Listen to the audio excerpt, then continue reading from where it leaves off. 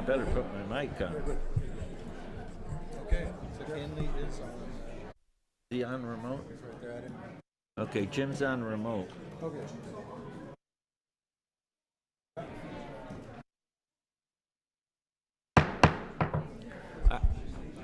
I'd like to call this meeting to order. Can I please have silence in the crowd? Thank you.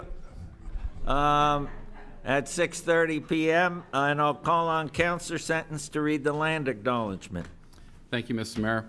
The city of Thorold is situated on treaty land. This land is steeped in the rich history of the First Nations, such as the Haudenosaunee, the Haudenosaunee, and the Anishinaabe, including the Mississaugas of the Credit First Nation. There are many First Nations, Métis, and Inuit people from across Turtle Island that live and work in Niagara today. The city of Thorold stands with all Indigenous people, past and present, in promoting the wise stewardship of the lands on which we live. Thank you, Councillor. Are there any declarations of interest? Seeing none. Adoption of the agenda. Staff has advised that following the publication of the agenda and yesterday's addendum, information was received that must be reviewed prior to proceeding with the tender award for the Rolling Meadows turf field. For this reason, I suggest the agenda be approved as amended, with item 12.9 being report PWCS 32 2026 tender award Rolling Meadows turf field, deferred to a future meeting of council. And I will tell council that if this gets reviewed and done, I'll call a special council meeting so that we can get that put through. I won't wait 3 weeks, okay? Can I get a mover and a seconder to drop? I got Councillor D'Angelo and Councillor O'Hare. All those in favor? Opposed? That is carried. Can I get a mover and a seconder to adopt the open and closed minutes of the special council meeting held on Tuesday, June 2nd, 2026, and the minutes of the regular council meeting held on Tuesday, June 2nd, 2026? A mover and a seconder, Councillor Sentence and Councillor Decker. Are there any errors or omissions? Seeing none, all those in favor? Opposed? That is carried. Mayor's report, and bear with me, it's a little long because there was a lot of events since our last meeting. First of all, I want to welcome Rory Doucette as our Associate Director of Community Services. Rory, welcome to the Thorold team.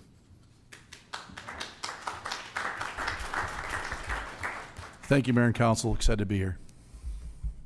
On June 6th, I attended the Walker Industries Neighborhood Open House. I brought greetings on behalf of City Council, Walker Industries President and CEO Jordy Walker, and Niagara Falls MPP Wayne Gates also spoke. Walker Industries are not only a leader in all areas of their business, but they are also a great community partner. On June 6th, Deputy Mayor Jim Hanley attended the 128th Thorold Flying Dragons Royal Canadian Air Cadet Squadron 84th Annual Ceremonial Review, which was held at the Thorold Arena. They thank sponsors, parents, and other supporters for their continued support during the training year. On June 7th, I was joined by Councillors Sentence, Decker, Hanley, D'Angelo, O'Hare, and Regional Councillor Whalen at the Decoration Day Parade and Ceremony hosted by the Royal Canadian Legion Branch 17 Thorold, as well as the Canadian Corps Unit 44 Thorold. Also thanks to the American Legion, Post 105, Northeast Pennsylvania, the 128th Thorold Flying Dragons Royal Canadian Air Cadets, Thorold Pipe Band, Thorold Fire and Emergency Services, Thorold Bylaw, Niagara Regional Police Services, Niagara EMS, Correctional Services, Lincoln and Welland Regiment, all our first responders, veterans, peacekeepers, Merchant Navy, and everyone who attended. On behalf of Thorold City Council, staff, and our entire community, I extend our deepest appreciation to all those who have served and continue to serve our country with courage, honor, and unwavering commitment. To the men and women who made the ultimate sacrifice, you are and always will be our hero. Your legacy lives on in the freedoms we cherish every day. Also on June 7th, after the Decoration Day parade and ceremony, back at the Thorold Legion, we presented Alan Spencer of the Thorold Pipe Band with a certificate in recognition of their 40th anniversary. Alan was one of the original 6 that was involved in starting the Thorold Pipe Band and has been a continuous member since May 1986. Congratulations to the Thorold Pipe Band on this remarkable milestone. On June 8th, I was joined by Councillors Decker, O'Hare, Didavitis, Regional Councillor Whalen, and city staff at the Ontario Brain Injury Association flag raising here at City Hall. CEO Ruth Wilcock of the Ontario Brain Injury Association and I delivered remarks. The flag was raised in recognition of more than 500,000 Ontarians living with the effects of brain injury and remind those individuals and their families that they are not alone. On June 10th, I had breakfast with Thorold resident Gord Turner at Penny's Kitchen in Thorold. Gord was a winner of Breakfast with the Mayor, a fundraiser in support of Start Me Up Niagara. And I know a lot of people know Gord. So. On June 11th, I was joined by Councillors DeRose, Settons, Didavitis, Decker, O'Hare, Hanley, D'Angela, Regional Councillor Whalen, and CAO Manoj Dalwaria at the Senior of the Year Awards held at the Thorold Centre 50+.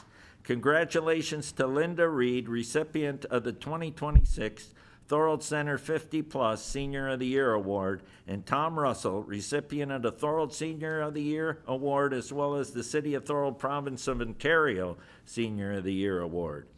On behalf of the City of Thorold, we extend our sincere congratulations and gratitude to Linda and Tom for their exceptional service, dedication, and lasting impact on our community. Thank you, Jean D'Amelio Swire and Brenda Bader, for all you do in putting this important annual community event together. On June 12th, I was joined by Councillors Decker, Didavitis, O'Hare, D'Angela, Sentence, Regional Councillor Whalen, and city staff at the flag-raising ceremony to celebrate Philippine heritage. The Philippine community has played an important role in strengthening the social, cultural, and economic fabric of Canada. Events like this allow us to celebrate the traditions, heritage, and values that continue to inspire future generations.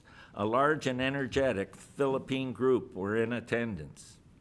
On June 13th, I was joined by Councillors D'Angela, Didavitis, Decker, Longo, DeRose, and Hanley at the 75th anniversary celebration of Merrittville Speedway, which is Canada's oldest continuously operating dirt track, an incredible milestone. Thank you, Don and Lorraine Speece. Your leadership and dedication has played an important role in carrying this legacy forward. Congratulations and continued success. On June 14th, I brought greetings on behalf of City Council to the Canada Cup of Robotics held at Canada Games Park in Thorold. Brock University hosted this event in conjunction with First Robotics Canada. This exciting international event brought together talented students, mentors, family, and volunteers from around the world to celebrate innovation, creativity, and teamwork. On June 15th, I attended the Thorold Runway Recognition Annual Awards Ceremony and Dinner held at the Ovation Ballroom. Joining me were Councillors Sentence and Decker, who both are Runway Committee members, Councillor D'Angela and Councillor O'Hare. What really stood out this year was the cross-section across numerous sports of the inductees and award winners. Congratulations to all the inductees and award winners, and thank you to the Runway Recognition Committee for your great work. We look forward to next year's event.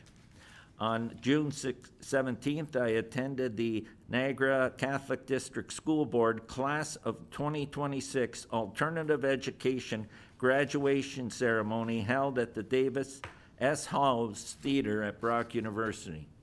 Always a heartwarming event, this graduation ceremony included the students of the Pope Francis Center located in Thorold.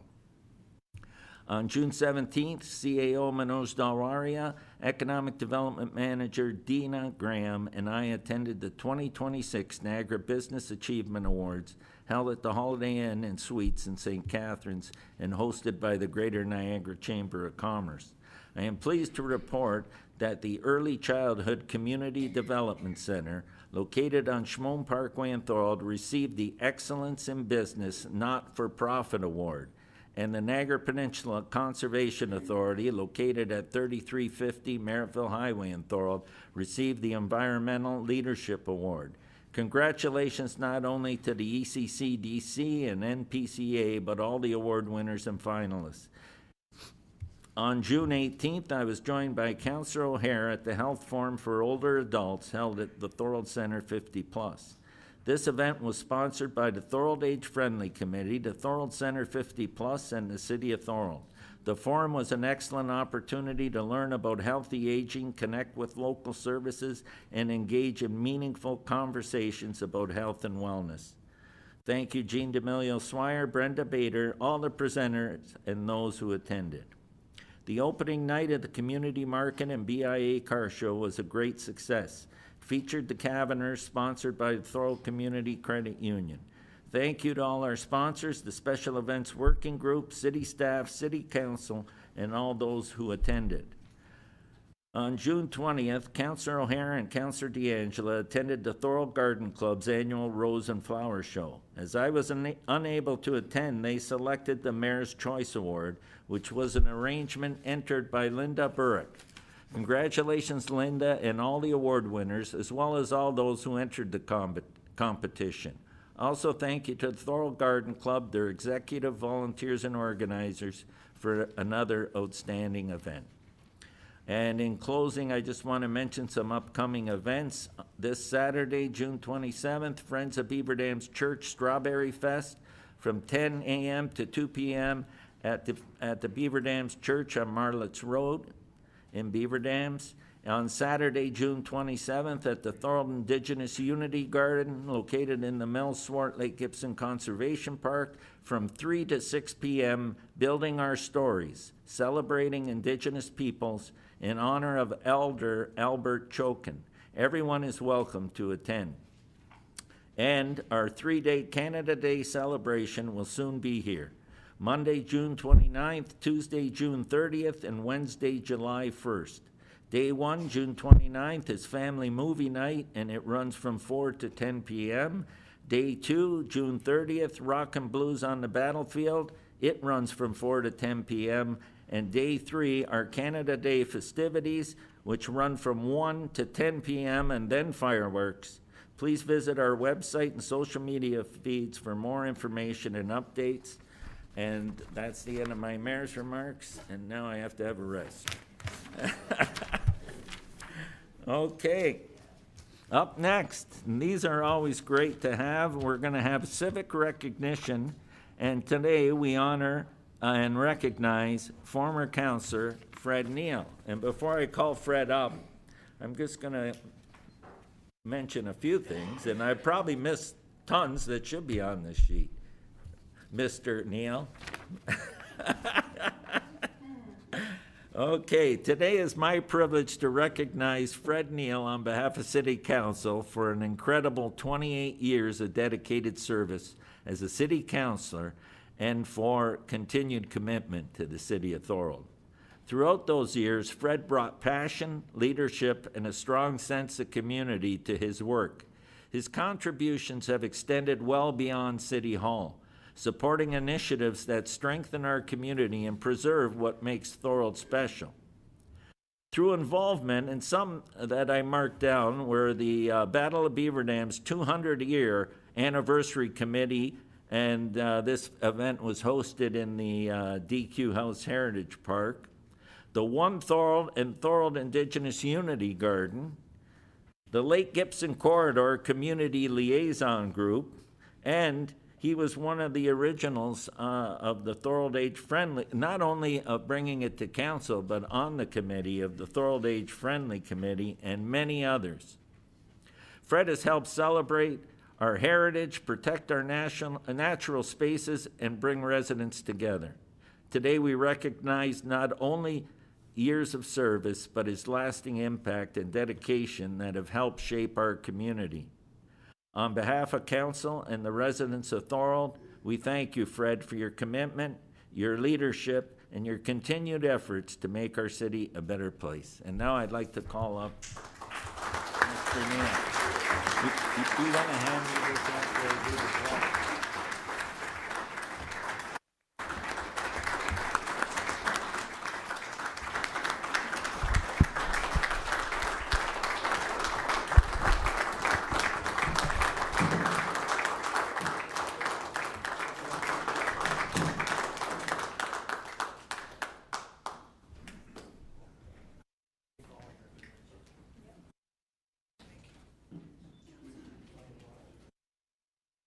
And behind every great man is someone that makes sure to keep him in line and support him. And Sandra's here as well, and she's in the crowd.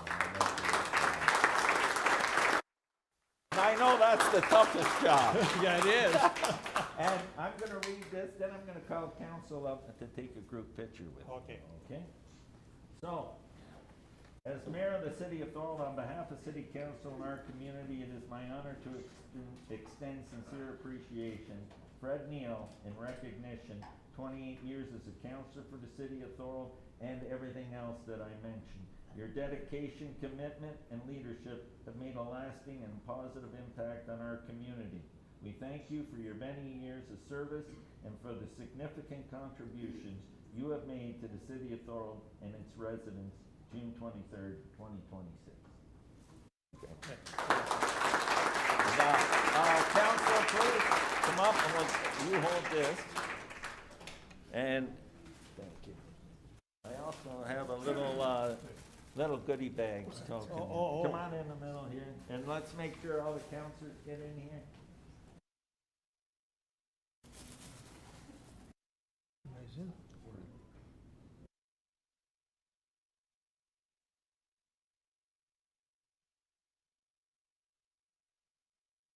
Now I'm going to ask former Councilor Neal, and he says I got to call him Mr. Neal now, to say a few words. Thank you very much, Mr. Mayor. It's a great privilege to be here tonight, and Councilor Ditavitis, thanks for putting my name forward. But thank all of council for letting me come tonight to be part of this historical occasion.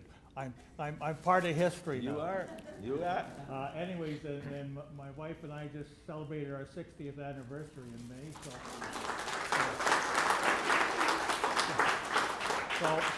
we're almost seniors. But it's been a privilege to be part of Thorold all these years.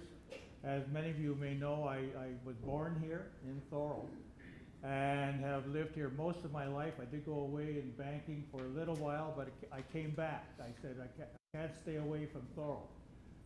So I have lived and been part of the Thorold structure forever. And I'd like to continue doing that. There's a few projects that I have on the go, which the staff here and councilors know that I'm involved with. So I'd like to continue to do that over the next number of years. So again, thank you very much, and it's a privilege to be part of Thorold.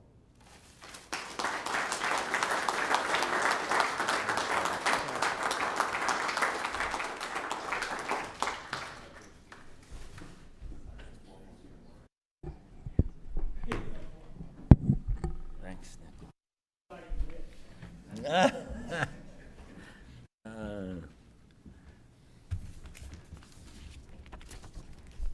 Okay. Up next, we have a presentation, and it is Accessibility Matters Here Award winners. And I'll call on Donna Harrington, Chair of Joint Accessibility Advisory Committee, for the presentation regarding Accessibility Matters Here Award winners.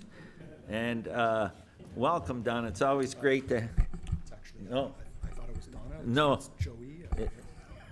It's Joey. And I didn't even look, but I know Joey from, it was from Age Friendly. Age Friendly when we first started out. Yeah. Unfortunately, Donna's sitting out on this evening, and I'm stepping in. It's Joey Hewitt, representing the Joint Accessibility Advisory Committee. Joint Accessibility Advisory Committee, we represent quite a few towns and cities. I represent Thorold, but our entire committee does West Lincoln, Lincoln, Grimsby, Pelham, Thorold, of course, Niagara-on-the-Lake, and newly this year, Port Colborne. The Joint Accessibility Advisory Committee is proud to announce the recipients of the 2026 Accessibility Matters Here Awards, recognizing businesses and organizations across Niagara for their commitment to accessibility, inclusion, and barrier-free communities. These places are helping create more welcoming and accessible experiences for residents and visitors across Niagara.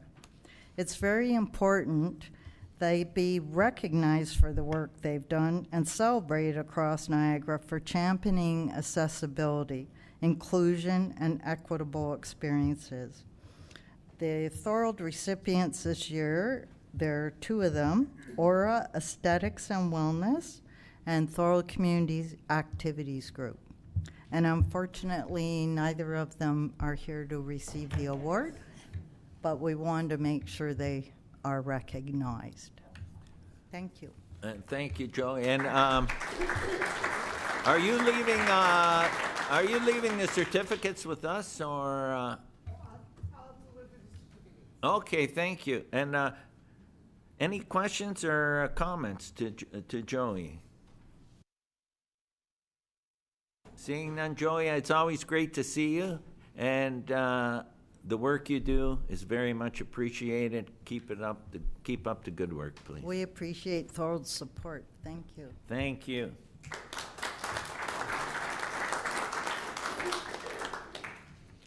Okay, we're going to move on to delegations, and we have 3 delegations tonight related to agenda item 1211, being report PWCS 38-2026, 8 Carlton Street Extension, PIC number 2 update. And before we call our delegates forward, I want to note that delegations must bring forward new information and be focused on the staff report that is before council today. And up first, I'll call on Brenda Bader, President of Thorold Center 50 Plus, for their delegation. And Brenda, please come to the podium.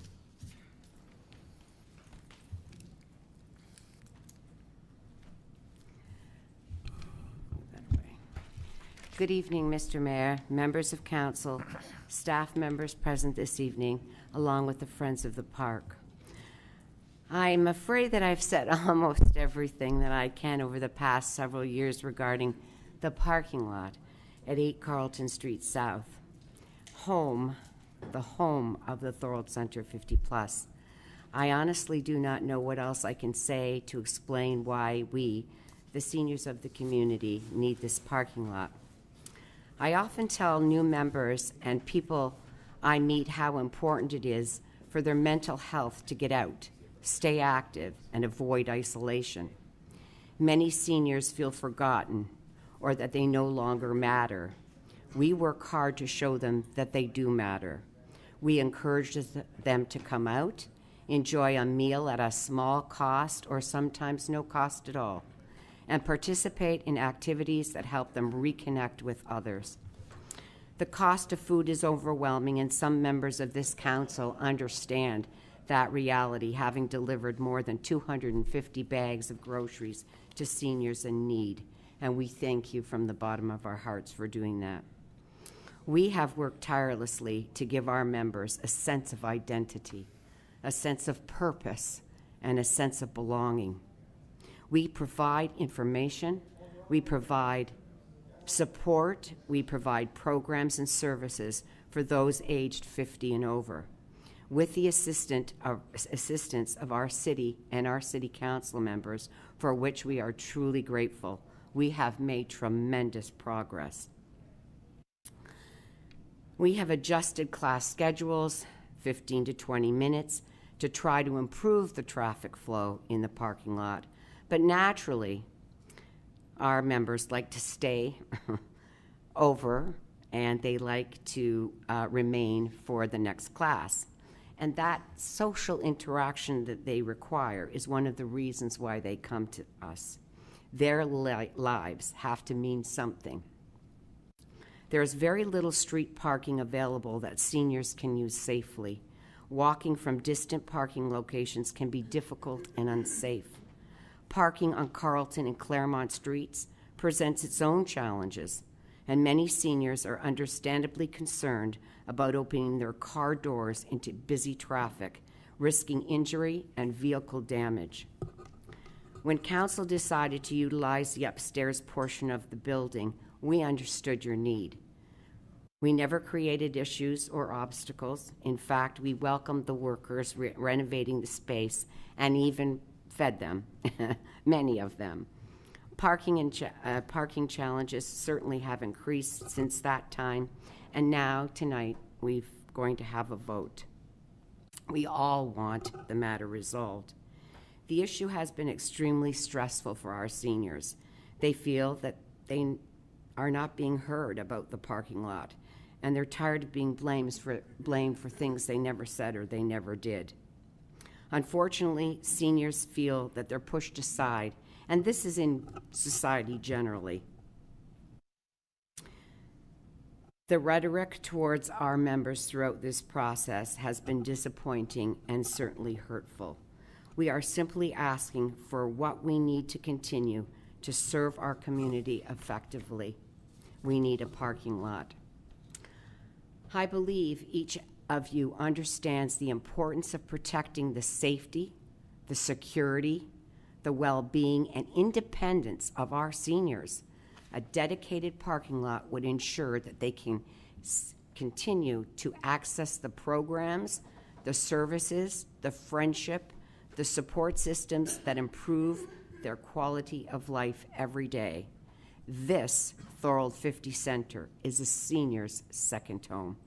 I thank you for your time and your consideration. Thank you, Brenda. Stay up there in case there are any. Yeah.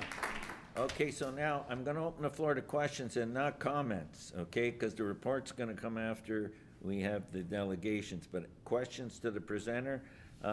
Councillor Hanley, do you have a question? Yes, sir. Thank you for your presentation, Brenda. Brenda, I believe you've no doubt read tonight's council report. It's been recommended option A. Is that the favorable option that the majority of the seniors recommend that council pass tonight? Well, they would really like the original one, but we're accepting this plan for sure. So, yeah, the original one's not on the table. I know it isn't. I'm well aware of that. The original one's not on the table. No, we're accepting this. I know that I believe there was like 89 residents or 89 participants after reading the report that were in favor of option A. So I would believe that that's the suitable route for us to take as council. That would be glad for you to accept. And yes, she nods yes. Yes, Councillor. yes, Mr. Hanley. Okay, that's good. That's all we want to know. Make sure. Okay, we're all on the same page. Anyone else for any questions for the presenter? Go ahead, Councillor O'Hare. Thank you, Mr. Mayor. Through you to Brenda. Brenda, thanks for coming. I too hope that tonight the parking issue will be resolved. It's been going on for a long time now. My question is, each time you come, we keep hearing of numbers growing. So what's the latest? Well, we lost about 27 people since this parking lot has, because we didn't have a place for them to park. And they can't park on the roads and they can't walk 3 blocks away. So that is a problem. We've lost a number of members over the last year as well. But currently our membership stands at 367. Okay. Yeah, so you have, in spite of the losses, still grown in numbers since the last time. We have, at any given time, we have exercise classes, and they back up to other classes, Tai Chi, yoga. So in our exercise classes, normally there's up to 40 people in one class, and that class is an hour. So we try to ask them to come 15 minutes later for the next class, but they love to talk to each other and socialize, so, which is the purpose in the first place. So we have all of them in there at the same time. So it's been difficult. Okay, thank you, that's all. Anyone else? Okay, thank you very much, Thank Brenda. you. Appreciate your presentation. And up next, I'm going to call Jean D'Amelio Swire. And Jean is the chair of the Age-Friendly Committee for delegation. Welcome, Jean. Thank you, Mr. Mayor. Mr. Mayor, councillor, staff, my name is Jean D'Amelio Swire, and I'm really not here as the chair of the Thorold Age-Friendly Committee. I'm here as an active member of the Thorold Centre 50+. And I thank you for allowing me to address you this evening. And I'm using my phone like the Gen Zs and the Gen Xs. So old dogs can learn new tricks. I want to remind council of their unkept promise that renovating and moving the Thorold Planning and Building Department upstairs of the Thorold Centre 50+, they promised would not impact the membership parking. And this is when there were 8 employees that were going to be upstairs. Now there are 21 employees. I also want to remind council that this parking lot, which was promised not to impact the membership parking lot, is not for the members. It is for the employees. It is for the bylaw enforcement vehicles. It is for the vehicles serving the center. It is for the clients who come to the building department. So if the building department were up there, this issue would not be before you. And you promised that this issue wasn't going to happen. And it is long overdue. We shouldn't have had to come to these councils. I'd rather be outside enjoying the sunny night than be here today. I would like to also remind council that 2 petitions have previously submitted by members of Thorold 50+. And I think one petition had about 160 signatures, and I think the other one was hastily signed within a few days by 90 signatures. So this is an issue that is supported by our membership. And as Brenda says, when the parking lot is so full and we are scared of, our driving abilities diminish a little bit for some older adults, me included, sometimes we don't like to come into a parking lot that is completely packed. And some of us can walk, but others can't walk from Claremont Street and can't walk. I also want to remind council that although the public process was reactive and not proactive and has caused some animosity with the residents and the center, and this, I'm sorry, has happened. But the point is, there was a public process and an extensive public process, and the residents were heard. There was a reduced imprint of the parking lot. I think there were 25 spots. I think there are around 21 spots. Don't quote me on it. But the imprint has been reduced. We have saved trees. There will be little to no impact on the park property. All the things that people have been enjoying the park for many years, they will continue to be enjoying the park. There are no objections from the environmental or the heritage committees that I've heard of, and there's been lots of time to address this issue if there were objections to be put forward. And there's going to be enhanced landscaping, so there's going to be more trees. And despite all of these compromises, unfortunately, all the residents want is the status quo. So it's time to make a decision on this matter, and I'm requesting that a councillor, because I can't make this request, I'm requesting that a councillor ask for a recorded vote so that the 300+ Thorold Centre 50+ members know how each councillor votes for consideration in the upcoming municipal election. And you cannot force Thorold Centre 50+ members to run in and run out of classes. That's not the purpose of the center. The purpose of the center is to socialize, to meet people, to get out of the get out of the house. And that's one of the things that social activity, social interaction is one of the primary things that keeps older adults mentally active. Lastly, I would like, this is a little side thing. I hope that staff will consider moving the 4 reserved museum parking spots to the new employee parking lot. And that the second, and possibly if there's extra money, that a second flagpole be installed. But these are just 2 other things, and hopefully can be addressed also. I also want to thank all of the councillors. We had most of the councillors at one point or another, and the mayor, who has also always supported us, attend various activities at the Thorold Centre 50 Plus in the month of June, because June was Seniors Month, and it's let's get moving, and the center does keep people moving. So thank you so much to the councillors who attended and who support both the Thorold Centre 50 Plus and the Age Friendly Committee, and thank you for coming out to the activities that were held this month, and I hope you continue to come back after the election. Thank you so much for letting me speak. Thank you, Jean. Stay there for a sec, please, in case there's any questions. Are there any questions regarding Jean's presentation? Go ahead, Councillor Thorold. Mr. Mayor, could I make a comment, not a question? No, there's no comments. This is question. You can make comment when the report goes. I'll turn it into a question. Jean, why do you feel that you have to threaten council that if you don't get your way, you're going to not vote for them? Tell people not to vote for them. I don't think that's right. Okay.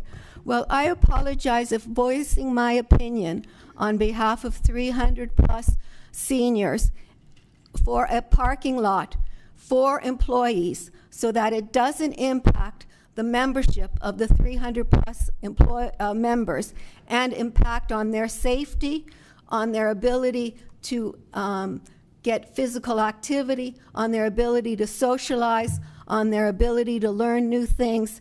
If I'm doing something wrong, I apologize, but I think I am speaking on behalf of that membership. Thank you. Any further questions? I'm in support of your proposal, but just, you got to tone it down because that's not right. Thank you. Okay. Is there any further questions for Jean? Seeing none, Jean, thank you so much for your presentation. Now I'm going to call up our third presenter, and that is Tammy Friedman, and I'll call on Tammy for the delegation. Welcome, Tammy.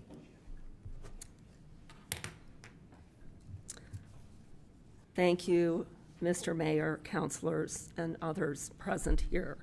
I'm speaking on behalf of Friends of Memorial Park. We are grateful for your time and consideration this evening. We are here to urge you to delay voting on the latest version of the parking lot extension proposal until city staff make genuine efforts to address community and council concerns. As you know, staff began developing plans for parking lot extension well over 2 years ago, awarded a contract last November for 40 new parking spaces, and then recommended that council approve the project after the fact. Several of us who live near the property learned about the project at the 11th hour, reached out to neighbors and many other Thorold residents, and raised the alarm about the destruction of much-loved green space, the lack of transportation and consultation, the absence of heritage and environmental impact reports, and other concerns. What followed were revelations that the staff proposal violated city zoning. What then followed was design of a Plan B with 25 parking spaces presented at a hastily organized public information center. Prior to the PIC, there had been virtually no communication with local residents except for Thorold 50-plus center leaders who favor the project. We were deeply gratified when, despite city staff's recommendation of Plan B at a December council meeting, several councilors raised questions about the lack of consultation, the procurement process, and the possibility of alternative proposals. Council unanimously passed the following motion, quote, that staff be directed to delay the project to explore other alternatives or create alternative designs for council's consideration, and to explore a parking permit system through stakeholder input, unquote. This is in, by the way, print copies of this statement that we have available for anyone who would like one. In early May, we learned that a second public information center was scheduled for May 6th. At that PIC, city staff displayed blueprints for 4 options: a 21-spot lot extension, street parking, permit parking, and use of the space now occupied by the Thorold Museum. The trouble is, virtually none of the concerns we have raised have been addressed. Lack of consultation. Given the concerns many have raised about this, our group had good reason to believe we would be notified about the May PIC. But in a phone conversation on May 4th, when I asked engineering manager Sean Dunsmore if anyone had thought about or considered contacting us, he said no. He added that the only place to find information was on the city's website. In other words, there was no effort to reach out to interested parties. Lack of communication. In May, we expected to see updated information on the city's Let's Talk Thorold website. Instead, we found what appeared to be the same language and same plans that were proposed last November. When asked, Mr. Dunsmore said there were now 3 or 4 proposals, but could not say where to find them. We later located a document ourselves near the bottom of the page showing the 4 options. This was not easy to find. Lack of appropriate data gathering to assess actual parking needs, and lack of willingness to seriously consider alternatives. On the Let's Talk Thorold site, we also found an anonymous survey instrument in PDF form that asked respondents about their attendance at 8 Carlton Street South. One question asked, "What action do you want taken on the parking lot?"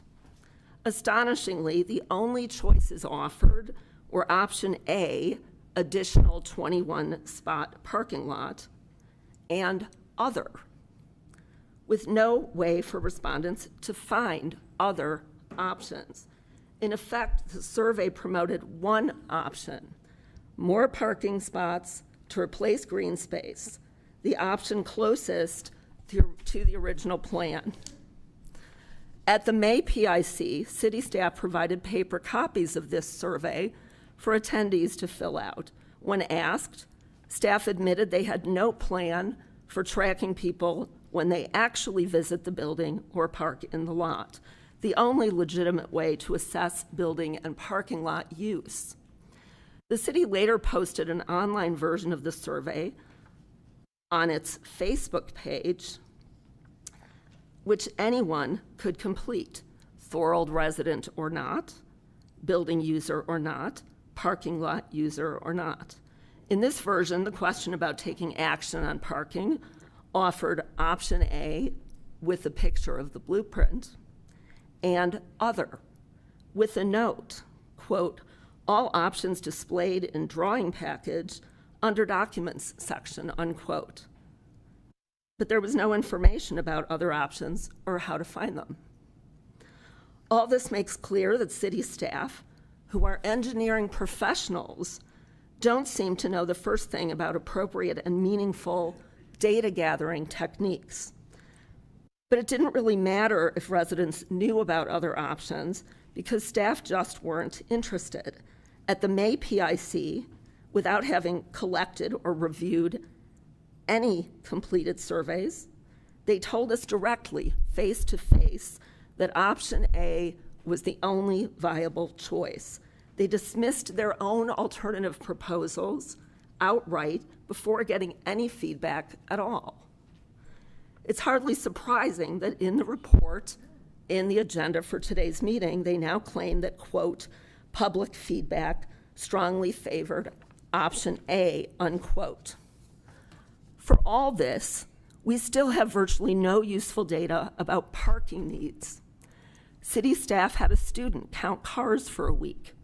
This tells us nothing about who is parking at the site and for what purpose.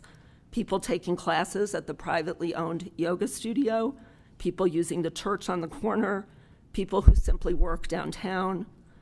Without accurate information about users of the lot, building more spaces won't address the 50-plus center's demand for more parking. It will simply magnify problems that already exist because we still have no plan for permits or meters or any other methods of monitoring and limiting parking in the current lot.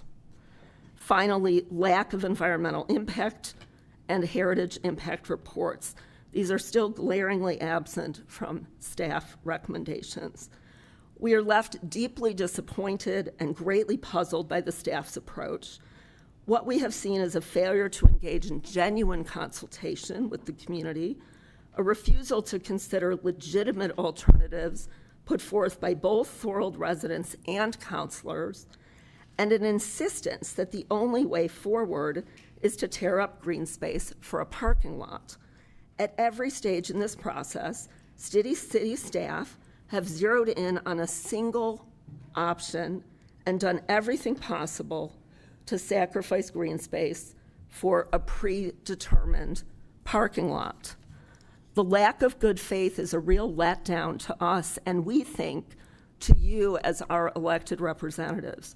We urge you to delay voting on the proposal and instead to ask staff to fulfill the spirit and letter of what you yourselves directed them to do.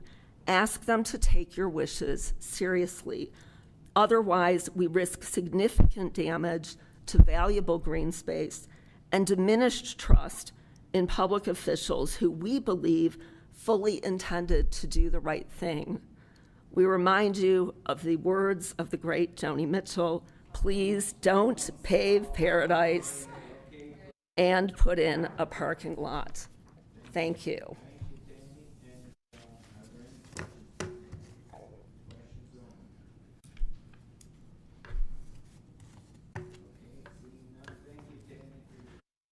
Thank you very much.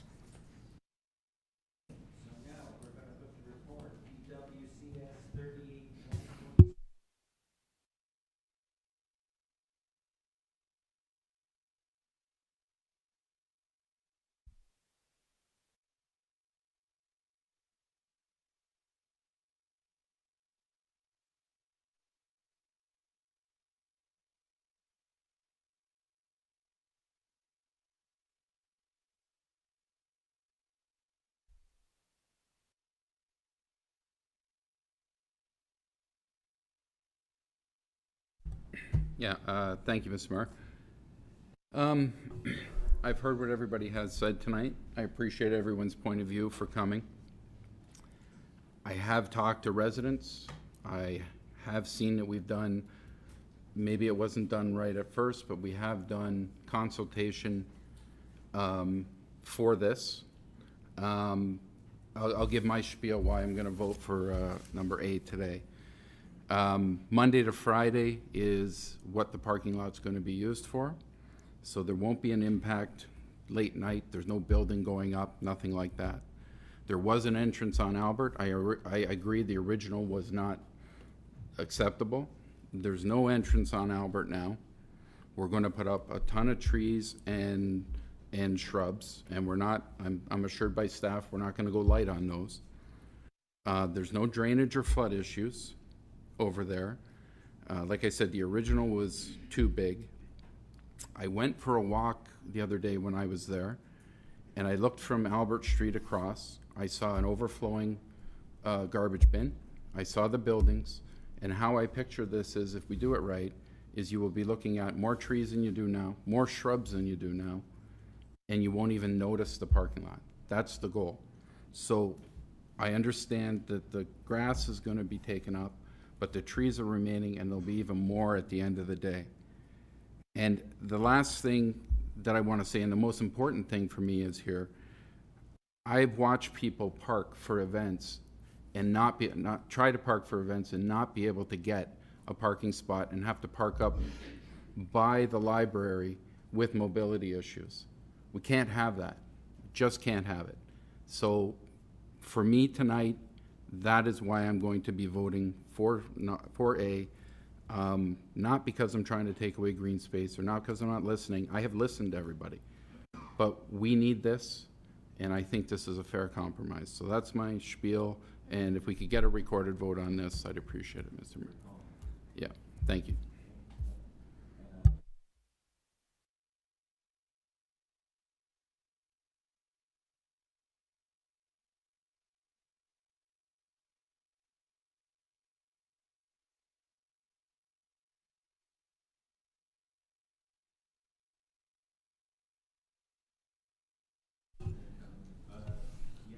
Through you, Mr. Mayor, you need to turn your mic on, talk to Councilor Hanley.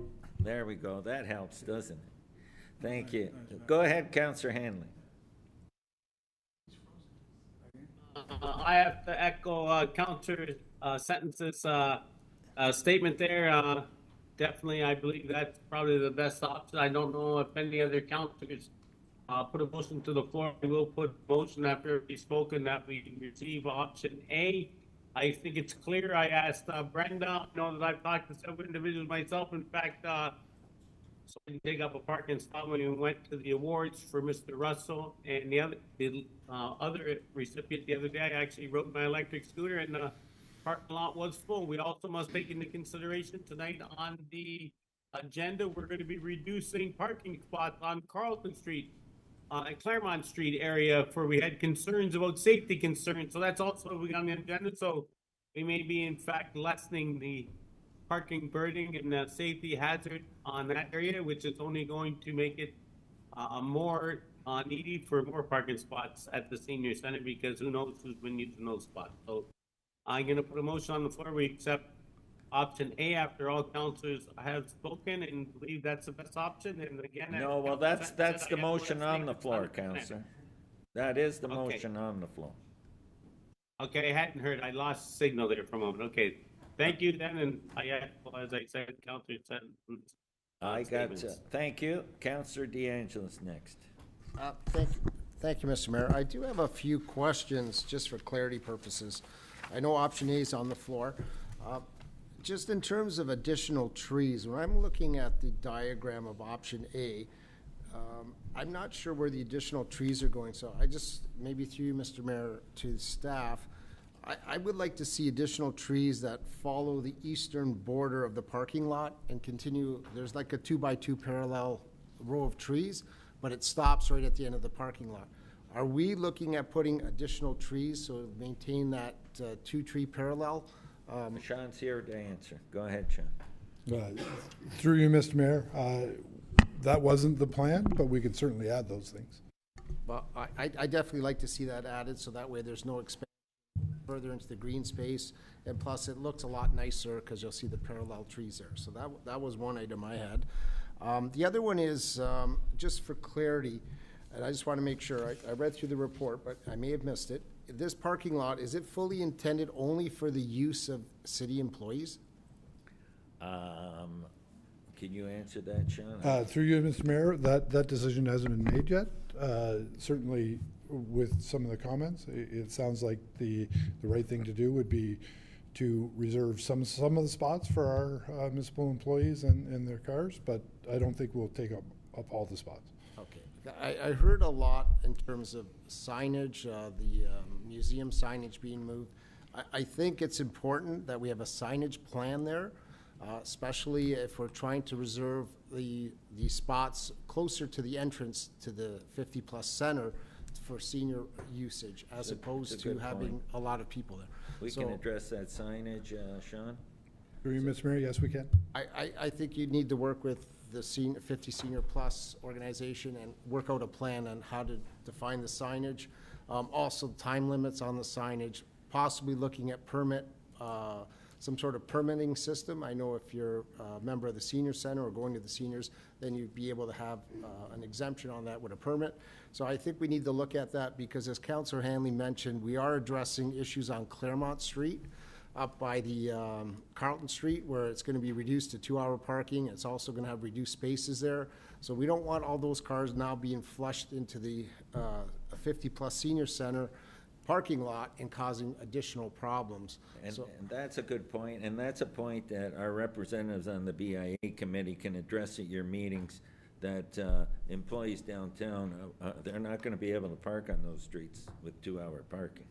And that needs to be communicated, because that's where we're getting the issues from. Okay, well, communication's good, but signage is also good too. Well, the signs are gonna go up based on the changes if we pass the motion tonight. Yes, I know that was talked at the Road Safety Committee, but I definitely want to make sure there's a good signage plan in place for this.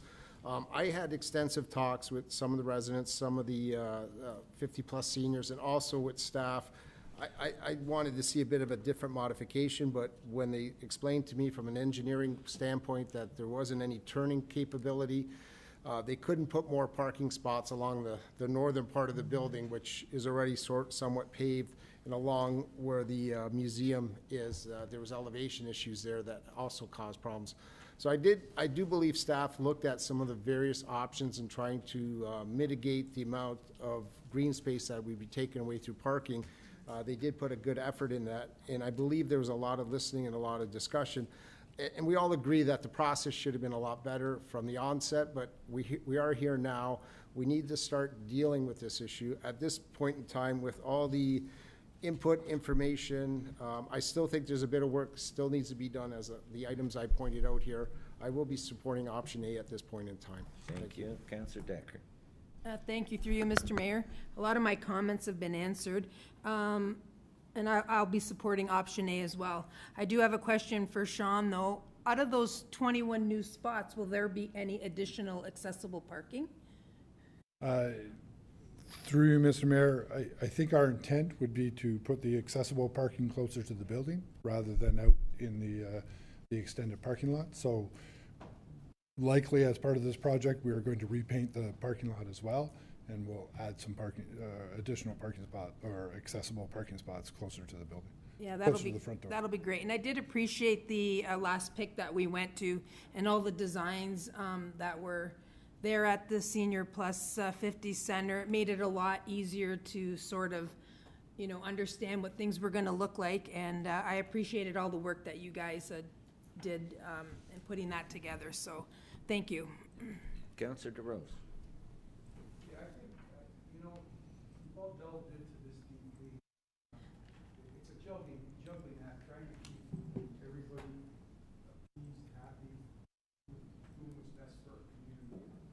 And so I think we've reached a balance, both sides have given up things. And I'll be supporting option A as my fellow councillors. Thank you, Councillor. Councillor Didavitis. Oh, thank you, Mr. Mayor. I think this is about working together and compromise, and I think we achieved it with Plan A. And any decision you make in business, you can't make everybody happy, but this is the best result to me, I think this is. And I don't want to see the senior center decline. It's a very important part of our community. And having safety issues, people start talking, I don't want to see it go backwards and decline, because I want to see it grow and keep on growing. So I think this is a situation where it's tough for some people to swallow, but it's the best decision. And that's why I'd be supporting Plan A. Thank you. Councillor O'Hara. Thank you, Mr. Mayor. Through you to Sean. Sean, just a couple of questions. First off, comment. I also support version A, and I think Councillor Seton's captured the sentiment of why councillors seem to be heading in that direction. But my question is, it's come up a couple of times about the landscaping, the trees, the shrubs, the, let's say, beautification of the parking lot area. What I'm concerned about is that it's an idea. It's a great drawing. But can you assure us that these additional plantings are going to take place? And will you be coming back to council to show us the layout of how things are going to be designed and implemented, or has that already been determined through the drawings that we've received so far? Through you, Mr. Mayor, we weren't planning on coming back to council. we certainly could. As for the plantings, yeah, generally what you see on the drawings is what we were hoping to install, but with the exception of Councillor DeAngela's remark, we could add a few trees. We can, if you would like, we could do a tour of the facility as we get the asphalt down, and we could take all sorts of input. I think that'd be a wonderful idea. I think what we're hearing here is that we really want to make sure that the parking lot is not an eyesore, that residents aren't staring at a bunch of parked cars, that there is a separation between the lot and the green space and the street. So I'd really be open to that. I think that'd be a great idea. And should this be voted upon and move forward, what sort of time frame are we looking at? We've been waiting quite a long time here. Through you, Mr. Mayor, what we have to do after this gets voted in by council is go and negotiate the pricing with our constructor. And then, so that I would suggest that sometime late July, early August, they should be ready to start. Okay, great. And back to the first question, will you send out a notice to councillors to come down to the site so we can walk through some of the planting ideas? Certainly I can. Great. Thank you very much. Is there anyone else that has anything to say? Go ahead, Councillor DeAngelo. Thank you, Mr. Mayor. Just two other points. One, just piggyback on the idea of what's going to be planted there. Instead of council deciding, let's have a proposal from staff and have an information session with the residents that live there. Just in terms of how, let's move this forward. Okay, Mr. Mayor, please move so this the suggestion forward. was, Mr. Mayor, the suggestion was that we go down there as individual councillors and look at this. I'm in favor of moving forward this. I'm in favor with the project, but in terms of the trees that are being planted, can we not have a picture of that? That's we can get you a picture, but the staff knows what they're doing. We got to rely on staff and not micromanage that they don't know how to lay out a parking lot and the proper trees for it. Okay, so Mr. Because Mayor, we are not experts, I know that. I just heard a councillor wants to be invited while that's being done. So is that invitation going out to all the councillors or to a specific councillor? So here's what I would recommend, Sean, when you get that together in the final drawing and that, and you can send it out to all of council, okay? Yes, sir. That's what we need to do. I'm not getting into more information session and this and that. It's time to move forward. And tonight, if council decides to do that, let's put it in the hands of the experts and let's work with them and they'll give you the final rendition of what's going to be planned. Yeah, Mr. Mayor, I have no issue with that. It's just that one councillor asked to visit the site to look at the trees that are being planted. Now you know what's happening. Thank you. Okay. So my second point was, while we're doing this, I think it's very important to look at the sightline issues exiting the parking lot, especially in the northern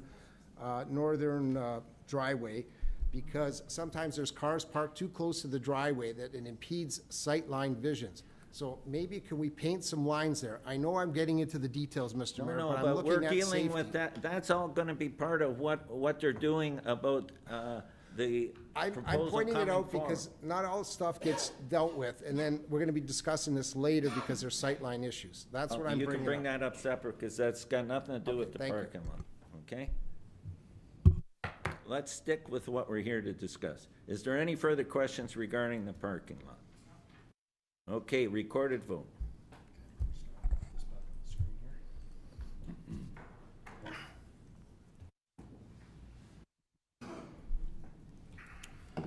Okay, through you, Mr. Mayor.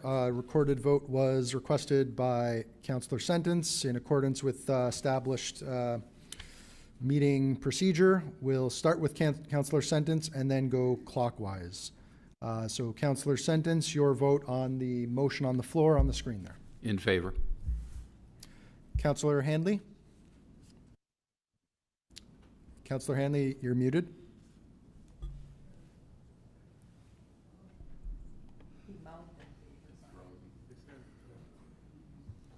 He's in favor.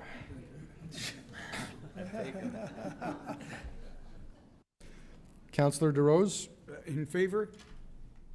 Councillor Longo? In favor. Councillor Decker? In favor?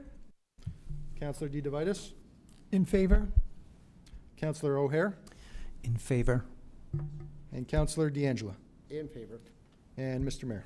In favor. Okay, so that vote carries 9 in favor. Unanimous. Yes. Okay, thank you very much, everyone.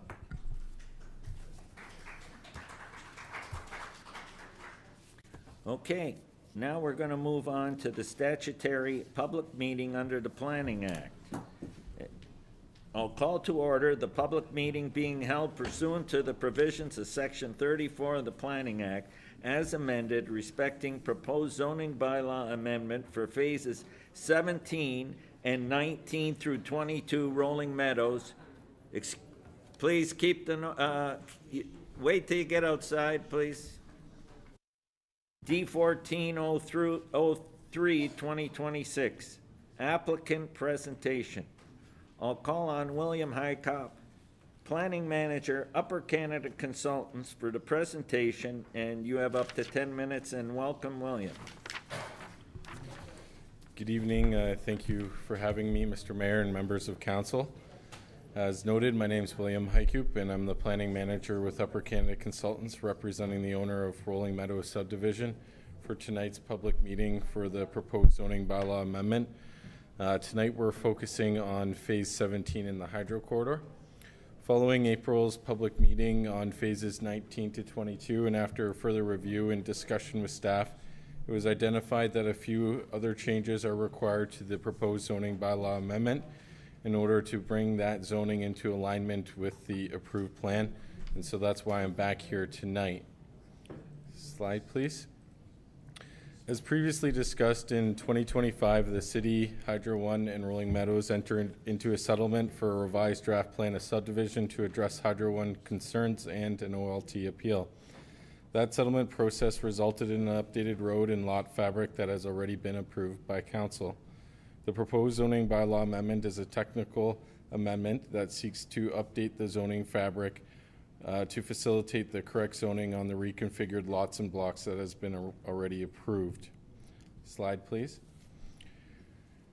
Here you can see the zoning bylaw amendment schedule or map for the proposed zoning amendment that seeks to implement various residential and open space zones for the updated lotting fabric.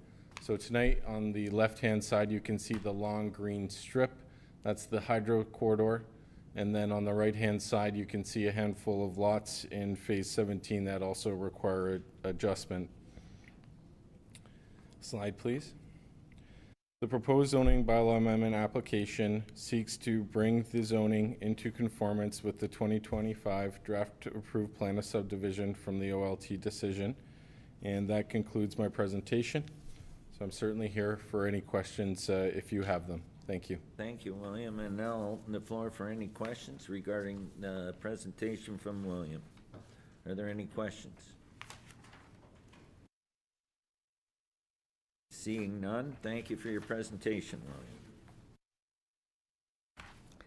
At this time, is there anyone online or present in the chambers who wishes to speak on the applications? Is there anyone online? Is there anyone in the chamber? I don't see anyone. I'll ask one more time. At this time, is there anyone online or present in the chamber who wishes to speak on the applications?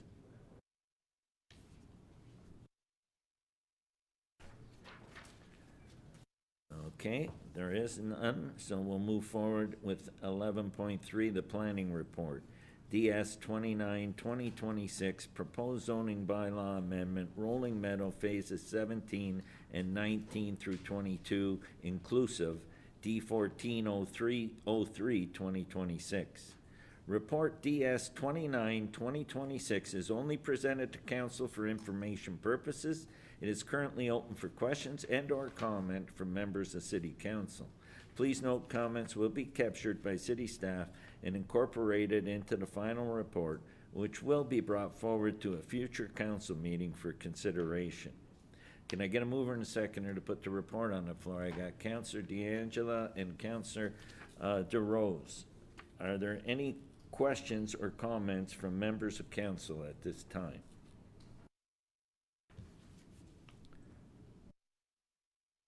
Okay, seeing none, I'll call the question. All those in favor? Opposed? That is carried.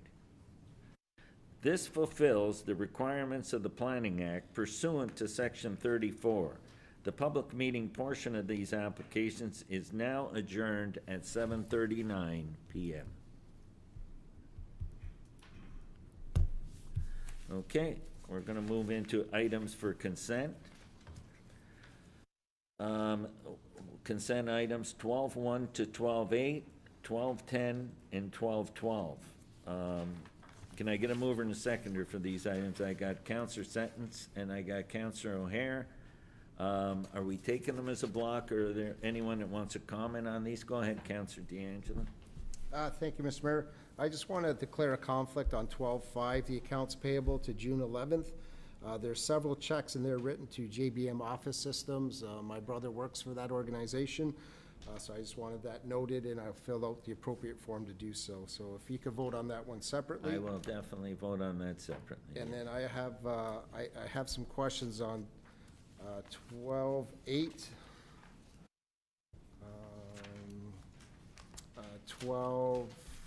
12.9 you said was pulled, 12.10, and that's it for now. Okay, anyone else? Go ahead, Councillor Sentence.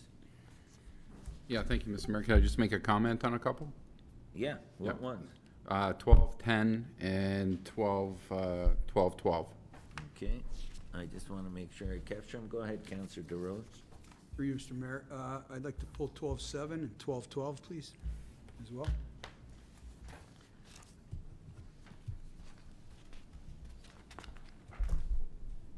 Yeah, anyone else? Okay, so,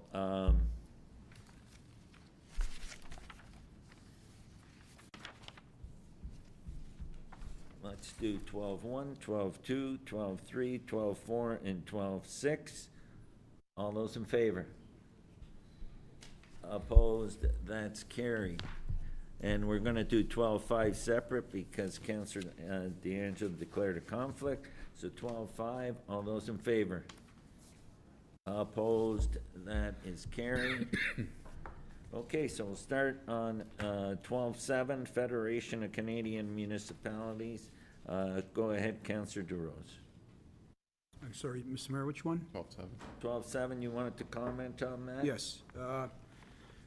Yeah, I support maximizing external funding, but I want to ensure we are using our internal expertise effectively, and that any environmental claims are grounded in clear local data. I want to start by saying I support the intent of the urban forestry strategy, and I recognize the value of leveraging significant external funding from the Federation of Canadian Municipalities to advance environmental planning in our city. That said, I do have a couple of questions I'd like clarified for council's benefit. Yeah, go ahead. Firstly, in terms of delivery, we currently have an arborist, or we have several arborists, not 100% certified, but they are arborists, and internal staff expertise. Can staff explain why this work requires an outside consultant rather than being led in-house with external support where needed? And I'll just refer back to it. You had just said, Mr. Mayor, about we have expertise in the city. Let's use it. So Okay, so I got Brian and Jay up there, so who's going to speak? Through you, Mr. Mayor, I'll speak to that. Thank you, Jay. So yeah, to answer Councillor DeRose's question, he's correct, and staff does have some internal capacity to complete this project. That being said, given the scope of the project, we don't have all of the resources that we need in terms of expertise on staff. Specifically, as we get into the details of the project, we intend on doing aerial imagery through LiDAR, and so that data collection and processing requires some expertise that staff doesn't have, as well as kind of formulating an asset management value to our urban forest. That's expertise that staff doesn't have. So Councillor DeRose is correct in I guess pointing out that we do have some expertise, just not enough to complete this kind of project. Councillor DeRose? And once, is it possible to have some meaningful knowledge transfer from who we hire from outside the consultants, so that we're not repeating this next time we have to do this? Is that possible? So work with our staff to Train. Yeah, through you, Mr. Mayor, staff is kind of learning learning the ropes, and obviously with the kind of change in regional planning structure, we've taken on the task of learning some more assignments. So we do hope to eventually get up to speed where a project like this could be completely taken in-house, but at this point in time, we don't have that ability. And secondly, Jay, just with respect to the environmental and climate change benefits, I'm all for this, 100%. But I'd just like some clarification on the evidence base. What data methodologies used to support the conclusion that this project will have a positive climate impact? Are these benefits based on local data, specific to Thorold, or broader generalized studies on urban climate impact? Through me, Mr. Mayor, so this is focused more on broader kind of direction that comes from the province as it relates to our climate change strategy. So the provincial planning statement directs planning authorities to reduce greenhouse gas emissions and, quote, prepare for the impacts of a changing climate. This is in section 2.9.1 of the PPS.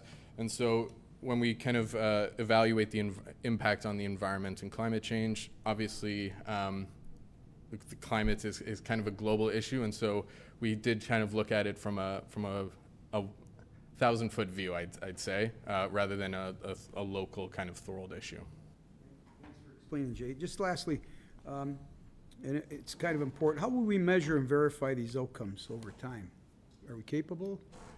Through you, Mr. Mayor. So as part of the urban forestry strategy, we do have an implementation guide that's kind of part of it. And so that will include monitoring in terms of what our canopy looks like moving forward, the health of the canopy, the actual financial value of that asset as well. So there are several kind of variables that we'll look forward at through the actual formal strategy.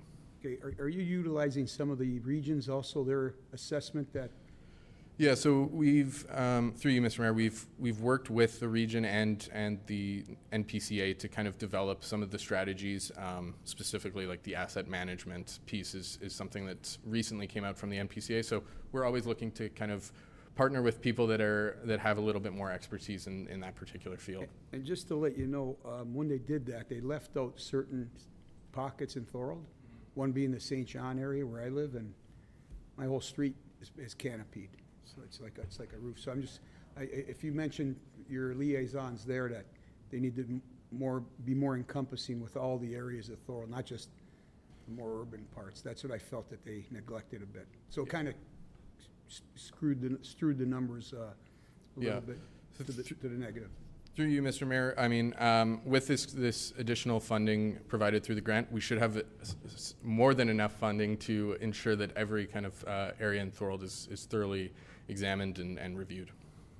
Thank you, Jay. Overall, I support the direction, but I think it's important that council has clear assurance on both value for the money and the evidentiary basis for the environmental claims being made. Jay, thank you very much. Great job. Thank you. Thank you. Okay, we had a mover in a second. Are you speaking on that? Go ahead, Councillor. Thank you, Mr. Mayor. Through you to Jay. Jay, this is great. $175,000 to apply to this urban forestry plan is phenomenal. My question is, once again, timing. It's going to be a huge project, I can assume.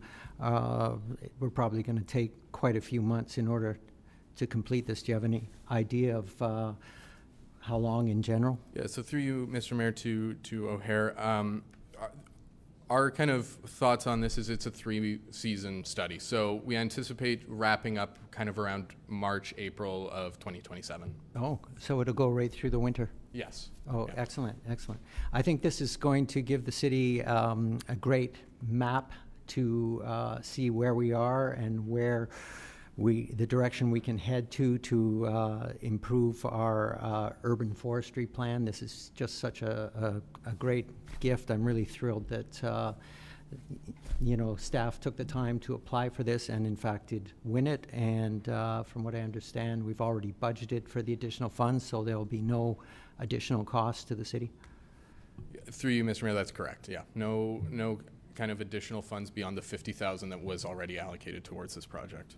Excellent. I'm looking forward to the resulting reports that we will be able to see. Thank you very much. Councillor Hanley, go ahead. Thank you, Mr. Mayor. Thank you very much.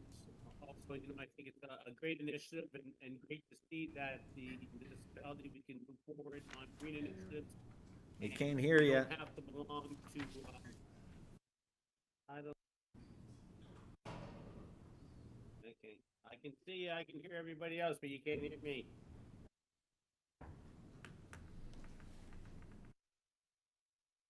Okay. I didn't catch that. Did anyone catch it?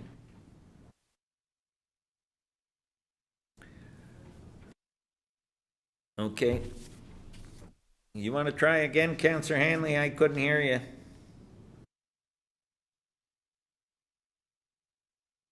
So everybody else is talking, but you can't hear me. I can barely hear you now. Okay. Never mind. Thank you. That is one. Okay, so we had a mover and a seconder on that. All those in favor? Opposed? That is carried. 12-8, PWCS 31-2026, tender award phase 2 parkland construction. It was Councillor D'Angelo that pulled that. Go ahead. Yes, thank you, Mr. Mayor. I pulled that. It's a good news story. Just want to highlight, this is great to see this happening, but in the report, it didn't say a timeline. So maybe if staff could give us a bit of a timeline so residents can be aware when it's going to be started and hopefully ended. Yeah. So that they could start playing on the playground and going through the splash pad. Because we know we've got a lot of feedback that they're eager to see this project go. Can you give us some timeline, Sean?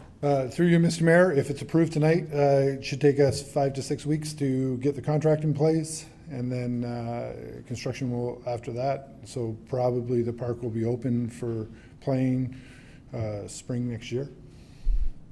Thank you. Any further? Hey, hello. Go ahead, Councillor Hanley. Oh, okay, now that working, can you hear me? Yeah, we can. Okay. Well, I'll just pass on what I was going to speak on in behalf. I was just going to echo the sentiments of the other councilors, so it's okay. Thank you. You can finish up, sorry. Yeah, no problem. It's it wasn't in the report again. I know the budget was 2.1 million, but it's 1.450. I'm okay with the numbers, but I just want to verify, it doesn't say it in the report, but is this all coming from all development charges? Good question. Sean? Through you, Mr. Mayor, yes. Okay, thank you very much. Yeah, thank you. And I just want to, I thought that was the answer, but I just want to confirm it. So this is a great news story, because the development charges that we collect are now getting put into communities that are being built up, and they're getting services that they sorely or really want to see very quickly. So this is where a great opportunity of using development charge money is coming forward to help everyone out. Thank you. Thank you. Anyone else? Go ahead, Councillor O'Hara. Thank you, Mr. Mayor. Through you, just a comment. I'll echo the same sentiments. Fantastic, good news story. This was on the agenda at the start of this term, so it's really nice to see it finally coming to a conclusion. The neighborhood will be glad that it's finally reached this process, and will be very happy, I'm sure, next spring. So thank you for all the work you've done to design it and bring this forward. Thank you. Thank you. Anyone else? Okay, we had a mover and a seconder. All those in favor? Opposed? That is carried. PWCS, Bill 50, 2026, a bylaw to amend the city's parking and traffic bylaw, number 15212. Go ahead, Councillor D'Angelo. Thank you, Mr. Mayor. This came, a lot of these recommendations came from the Road Safety Committee. I just want to speak on a few of them. I know Councillor Sentence brought up the no parking on Park Lane, and I know that I was approached by several people. It was a dangerous situation there because cars are on both sides, couldn't get emergency vehicles in, and there's a lot of foot traffic crossing the street there. So I think what a good solution from a committee standpoint, that the parking will be on the side where the sidewalk is, so people could get in and out of their cars very easily as opposed to crossing the road. So that was one of them. The other one I wanted to mention, and we spoke a little bit earlier, it's the parking spots on Claremont. Again, a dangerous intersection at Carlton. Staff is looking at putting no parking signs up 10 meters from the intersections on the north side of Claremont. I think that will alleviate a lot of sightline issues. And then also part of that recommendation was also to restrict parking to 2 hours in that location, because again, cars have been parking there all day causing sightline issues. So that should be very, very helpful along the way. I just want to make those comments. The other one is that we're still working on no parking signs on Pine Street. We're still waiting from regional information regarding that. I think that's been brought up several times, I know by myself. We hope to have some resolution soon and have those signs up so that can move forward. The other comment I was going to make, Mr. Mayor, and I don't know if it's the appropriate spot here, but there seems to be a lot of traffic concerns, parking, signage, and we had our last road safety committee meeting in June. So now it's not going to meet till next January after the new selection. If there's enough issues that are brought forward, can we have a meeting through you, Mr. Mayor, to staff? Is that something that we could arrange? Because parking or traffic issues seem to be growing quite exponentially.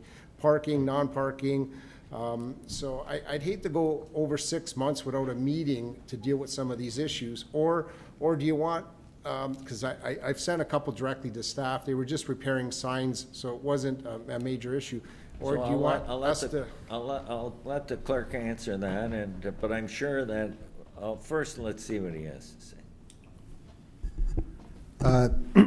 Sorry, through you, Mr. Mayor, we can look at calling a special meeting if a pressing item or items do come up that need to be addressed and reviewed by the Road Safety Committee. Okay, I like that suggestion. So if items get put onto an agenda and then there's a pressing issue to deal with it. If not, just I know myself and Councillor DeRose sit on that committee. If there's items that are not very, I shouldn't say not urgent, but are very minor where staff can deal with them, we'll send them directly. You can deal directly Yeah, with staff. okay. And if there's enough, because we don't want to see him sit there. Exactly. That's correct, Mr. Mayor. So if there's enough hard or heavy lifting items for an agenda, then we can move forward. Great to hear that. Thank you. Sounds like a good plan. Okay, we had a mover and a seconder. Oh, you want to comment? Go ahead, Councillor. Thank you, Mr. Mayor. This is great news for the Carlton Claremont parking issues. That's been quite a bit of a challenge for the residents. But I don't know who this question is for. Perhaps Sean. I thought we were also going to include, and I believe Councillor D'Angela spoke of it earlier, at the 50 Plus Center, when you exit the 50 Plus Center parking lot, and cars are parked so close to the exit, the sight line is extremely difficult for anybody. When I was there for the Wellness Forum, literally I had to inch out very slowly because you can't see. So I thought that was also included in having staff look at that. I can just ask Sean. Sean, can we put a sign up, because you're not supposed to park, so you're supposed to be so many feet back, but a lot of time people don't, if there's no sign, they don't respond to that. Can we have a look at that? Certainly we can have a look at it. North exit on Senior. Exactly. Yeah, certainly we can have a look at it, but that would mean report back to council. If council wants, you can give us direction to put a sign 10 meters back from both sides of that intersection or entrance. Mr. Mayor? Yeah. Perhaps we could even paint those diagonal lines that we have used downtown, because when they park right up to that exit, you literally have to go past that car before you can see any traffic on Carlton south of that point. So it'd be really good to ensure that that becomes a safer exit. So do you want them to review it and have a look at a solution and bring it to the next council meeting? Sure.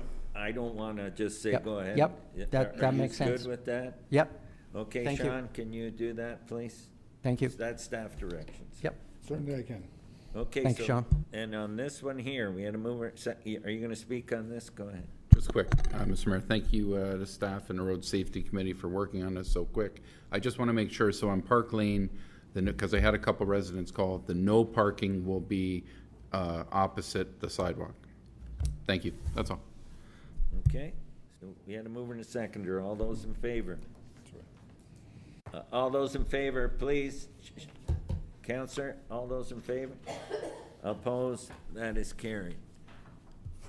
Okay, PWCS 41-2026 South Main Street Bridge update, and I know Counselor Sentence had his hand up for that. Yeah, thank you, Mr. Mayor. Just a comment. Really appreciate staff and so do the residents out there for bringing an update forward because they have a lot of questions. This cleared a lot up for the ones I talked to, so thank you. Thank you. Go ahead, Counselor. That was 12. Thank you, Mr. Mayor. Just a question for Sean.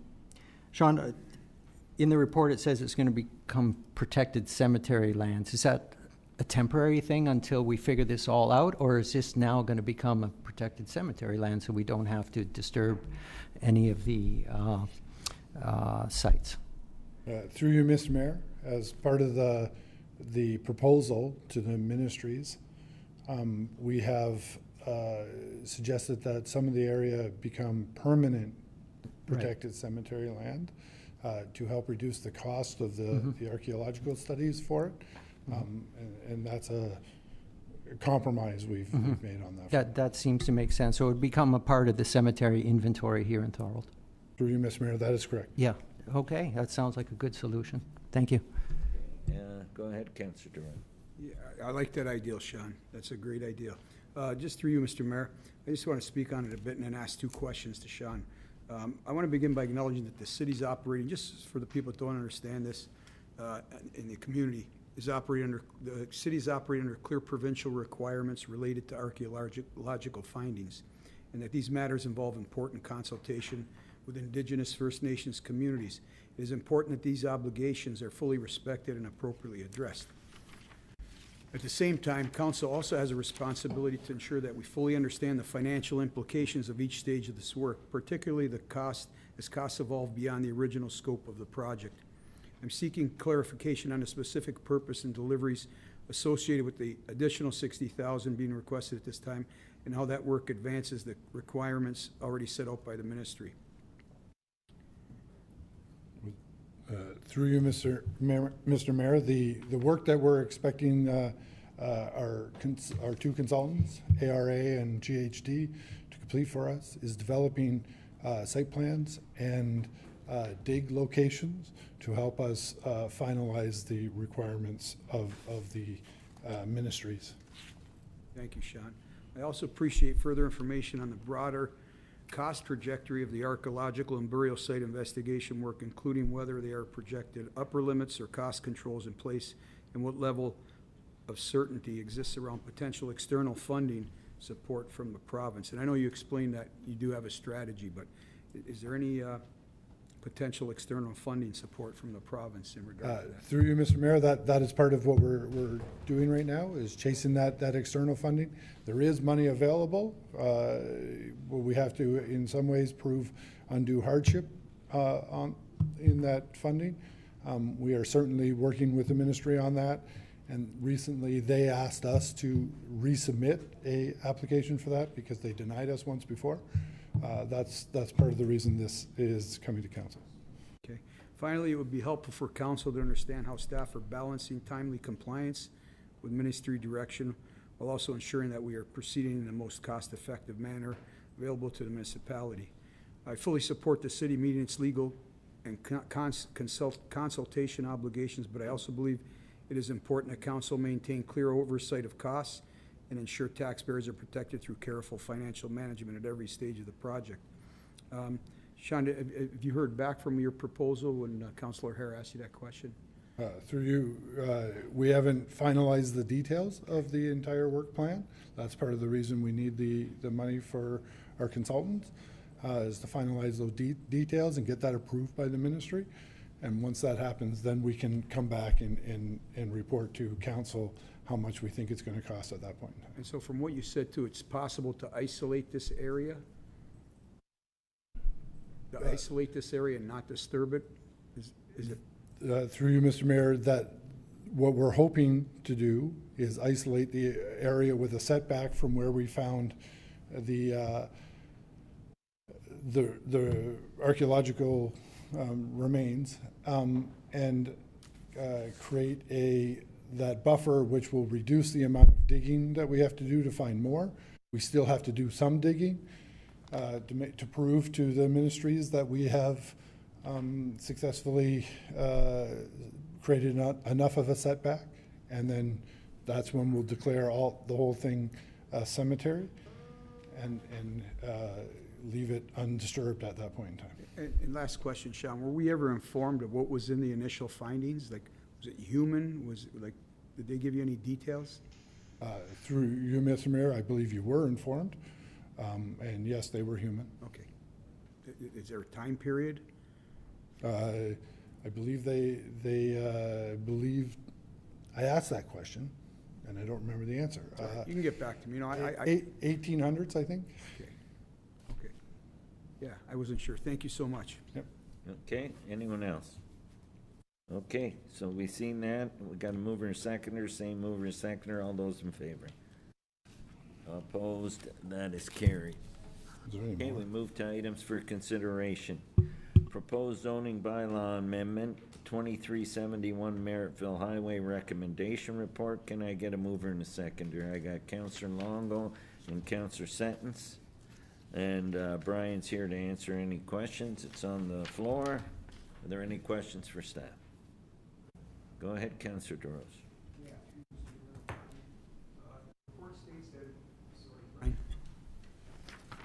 The report states that until the holding provision is removed, the property is limited to its existing legally established speedway uses. Can you clarify exactly what activities and structures are considered existing legally established uses during the holding period? Please, thank you. Go ahead, Ken. Thank you, Councillor DeRose, through you, Mr. Mayor.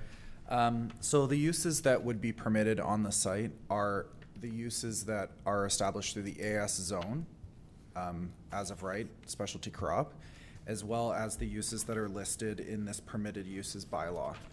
So the special provisions A through H that are identified on the bylaw.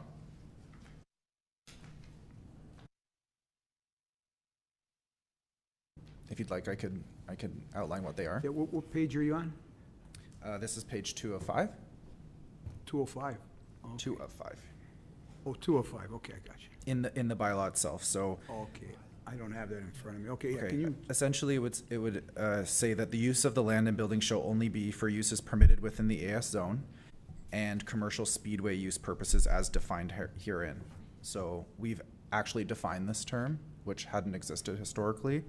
This means a facility used for commercial motor vehicle racing events or related driving events on a track or course, and includes associated spectator areas, pit and paddock areas, administrative buildings, patron parking, driver and maintenance crew facilities, racing driver overnight rest area, sufficient washrooms, utilities, concessions, small-scale outdoor food and beverage structures, and accessory uses incidental to the principal use, and in a location as depicted on an approved site plan agreement, which is also attached to the report. My concern is they're going to continue to be able to expand the food area. So long as it is what is established in this bylaw. Yeah, it's become a great place for families to go to. Yeah, thank you. Understood. Thank you. Okay. We had a mover and a seconder. All those in favor? Opposed? That is carried.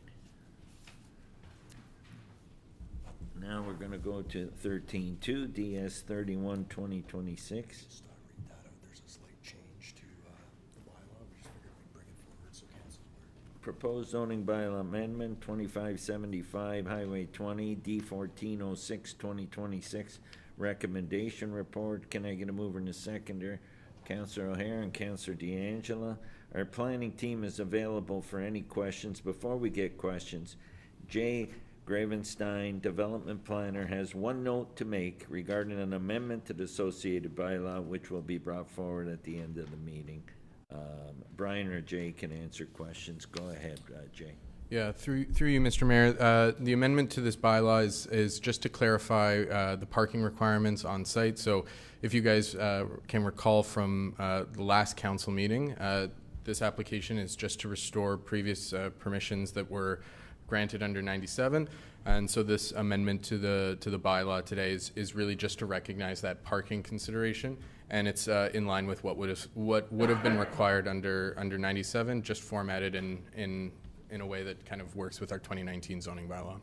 Thank you. And is there any questions? Go ahead, Councillor. Thank you, Mr. Mayor. Through you, probably to Brian. Sorry, Jay. My question is, we've had a few of these come forward now.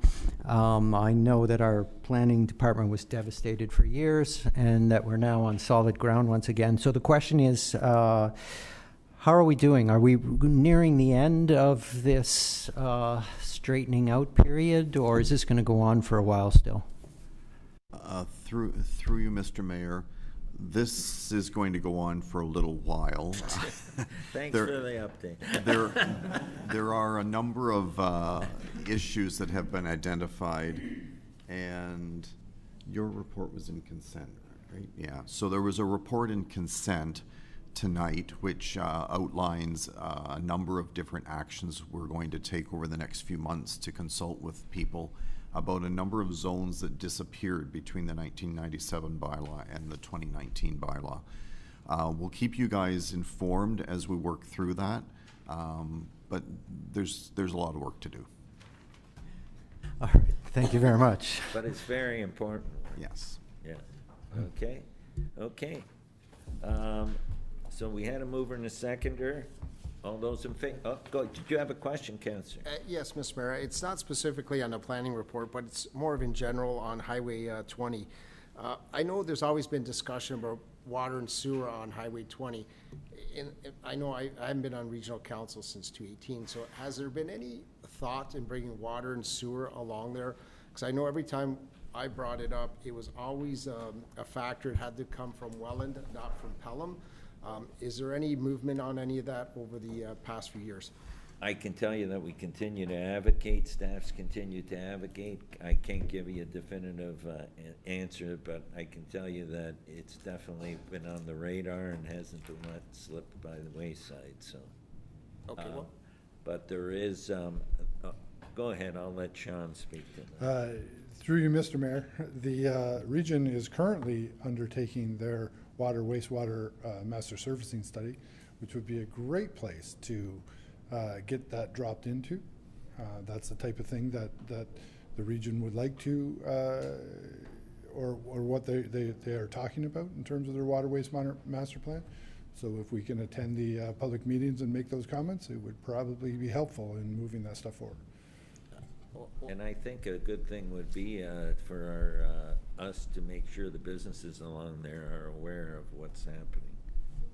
That's right.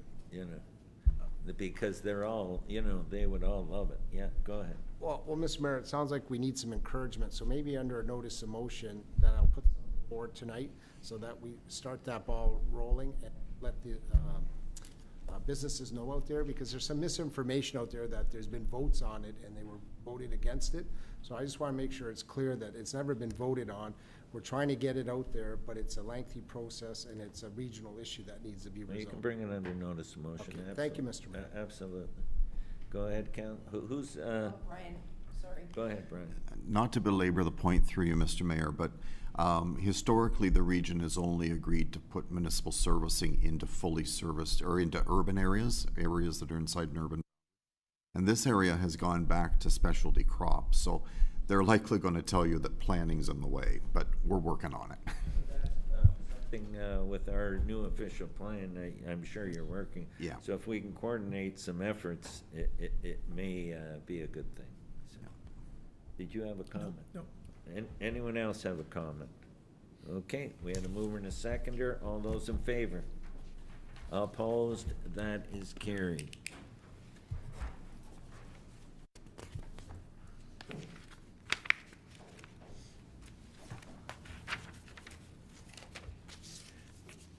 13.3 PWCS 33-2026, Lakeview Cemetery Administration Building Renovation Budget Overrun. Can I get a mover and a seconder for that? I've got Councillor O'Hare and Councillor Decker. Jeff's here to answer any questions. It's up on the screen. Go ahead, Councillor DeRose. Yeah, through you, Mr. Mayor.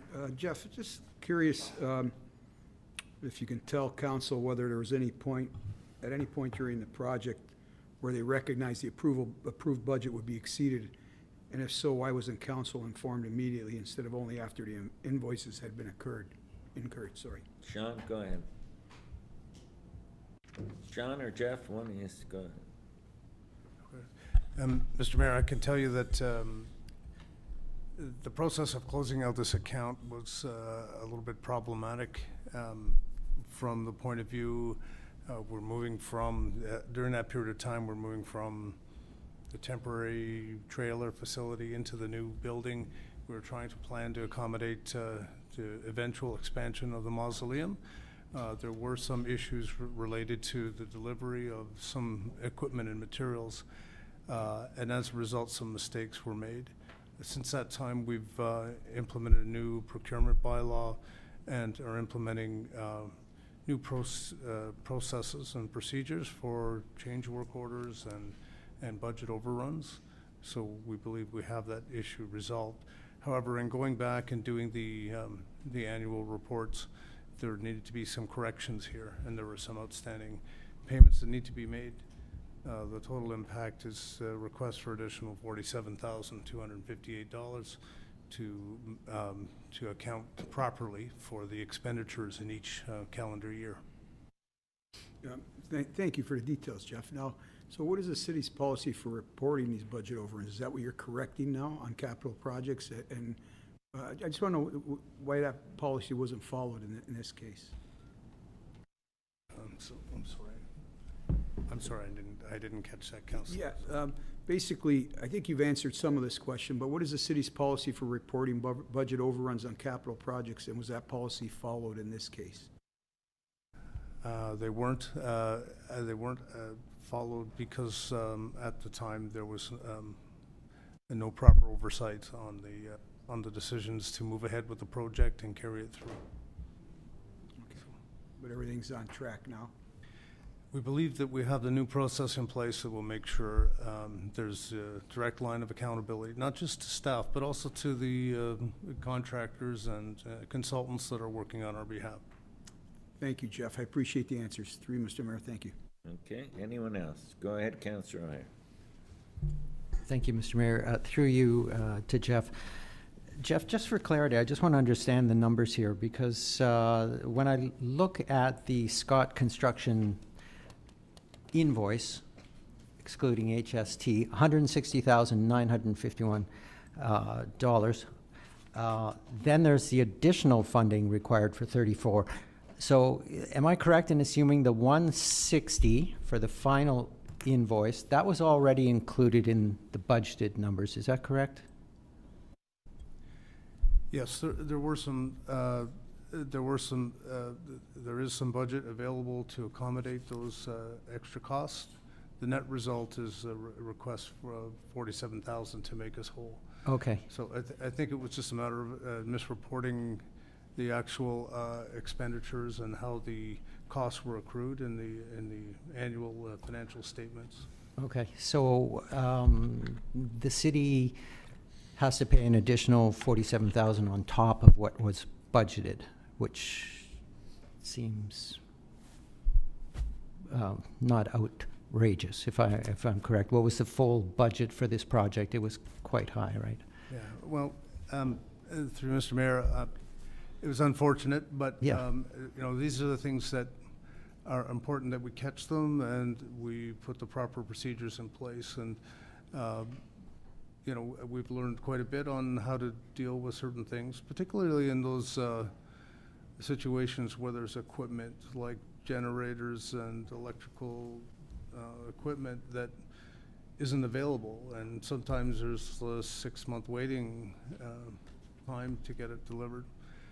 But I think in this case, we've come up with a new plan on how to deal with it, and Great, good to hear. Very good, thank you. Anyone else? Okay, seeing anyone? We had a mover and a seconder. All those in favor? Opposed? That is carried. PWCS 13.4, 35-2026, arena compressor motor emergency repair, request for additional funding. Can I get a mover and a seconder for this? Councillor Decker and Councillor Longo. And Jeff's here for any questions. Is there any discussion? $7,359. Seeing none, all those in favor? Opposed? That is carried. 13.5, PWCS 39, 2026 tender awards, water main replacements on Winslow Crescent, Lawrence Drive, and Pamela Drive. Tender numbers 2026 RFT COT 10, 2026 RFT COT 06, and 2026 RFT COT 09. Can I get a mover and a seconder, please? Councillor Sentence and Councillor D'Angela. And it's up on the screen. Is there any comments or questions? Go ahead, Councillor D'Angela. Thank you, Mr. Mayor. Not here to micromanage, but I just want to, my question is, will the roads, when the laterals are put into the new sewer line or water line, is the road going to be repaved in its entirety, or is it going to be sort of patch meal like we had on Sullivan Avenue? Good question for Sean. Through you, Mr. Mayor, it'll be patched like it is on Sullivan Avenue. Okay. I just have concerns. I'm not an engineer, but I know when you patch stuff, and I've had some discussions with our staff on that, especially Sullivan Avenue, that road's going to deteriorate very rapidly with the thawing, freezing process because of the cuts that are in there. I don't know how much more it is to do the whole road, but sometimes, you know, pay a little bit more now and you get a complete job and it'll last you a lot longer than pay a little less. You end up with these cuts and the roads will deteriorate, sort of like St. David's in a very rapid fashion.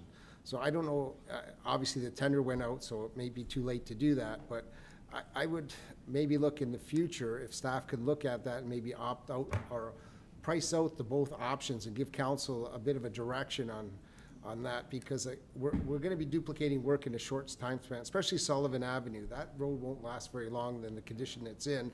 And I know it was explained to me getting the scarifying equipment's very expensive to do those little sections. But like Colburn got a whole new street, and part of Sullivan did, but part of Sullivan did. Very heavily trafficked road. I see that deteriorating very quickly. Just my thoughts. I'm not an engineer. No, and I know what we try and do, and that's part of our asset management plan, is we try and do a road, sewer, everything at one time, but obviously these didn't fit into that. So you want to comment, Sean? Through you, Mr. Mayor, in situations where we're just replacing the sanitary sewer or the water main in this case, what we like to do is we like to cut those trenches, allow them to settle a little bit, because that's what's going to happen, regardless of what else we do, and then shave and pave the whole thing at once. And so Sullivan Avenue will be on our shave and pave in the very near future to allow, but we need to allow the work to settle first, and then we'll top it up with asphalt. So our goal then is to have a good surface on Sullivan. That's right. And it'll be completely repaved at that point. I think that's a good explanation. I think if it gets out to the general public, so they're aware of that. No, that's good, because I didn't know that myself. Because I've had a few comments on that, so I think that's a great explanation. And if we could spread that information out so the public knows, I think it'll go a long way at understanding how the work gets done. Thank you. Thank you. Anyone else on this report? Okay, we had a mover and a seconder. All those in favor? Opposed? That is carried. Okay. Notice of motion. I know, did you want to bring that motion? Or are you? Yes, Mr. Mayor. I was just writing a motion up. I don't know if we need a huge notice of motion. I was just going to write a motion down that council supports staff during the region's water wastewater master plan Something very simple that, so that, and get that out so that they can, staff can inform us when these public meetings are. We can attend those public meetings, but any support that staff. So if you want me to come back with an official motion, I'll just put it as a notice of motion for now. Can we do that as staff direction? And then we can get that out on social media? Yeah, we'll do this. We'll get that out as staff direction, or get it on social media and get some communication. Yeah, You good with that? Yeah, that's perfect, and if we could communicate that out to the businesses along that way, that we're in support of getting the services that they want. And John, if you can get those dates of the open house and pass them on to Natalie, we'd appreciate it, and we'll get them on social media, okay? That's good. That would be awesome. Thank you, Mr. Mayor. Yep, go ahead, Councillor Sentence. Yeah, I just have a notice of motion on possible parking lot extension at 61 Ormond. And that's the nonprofit Yeah. housing? Okay. That's good. Okay, now we're gonna move on to motion, and I got Councillor Motion's, motion respecting expansion of the Thorold Public Library. Go ahead, Councillor Sentence. Do you have a seconder for the motion? Councillor Decker's gonna second that. Go ahead.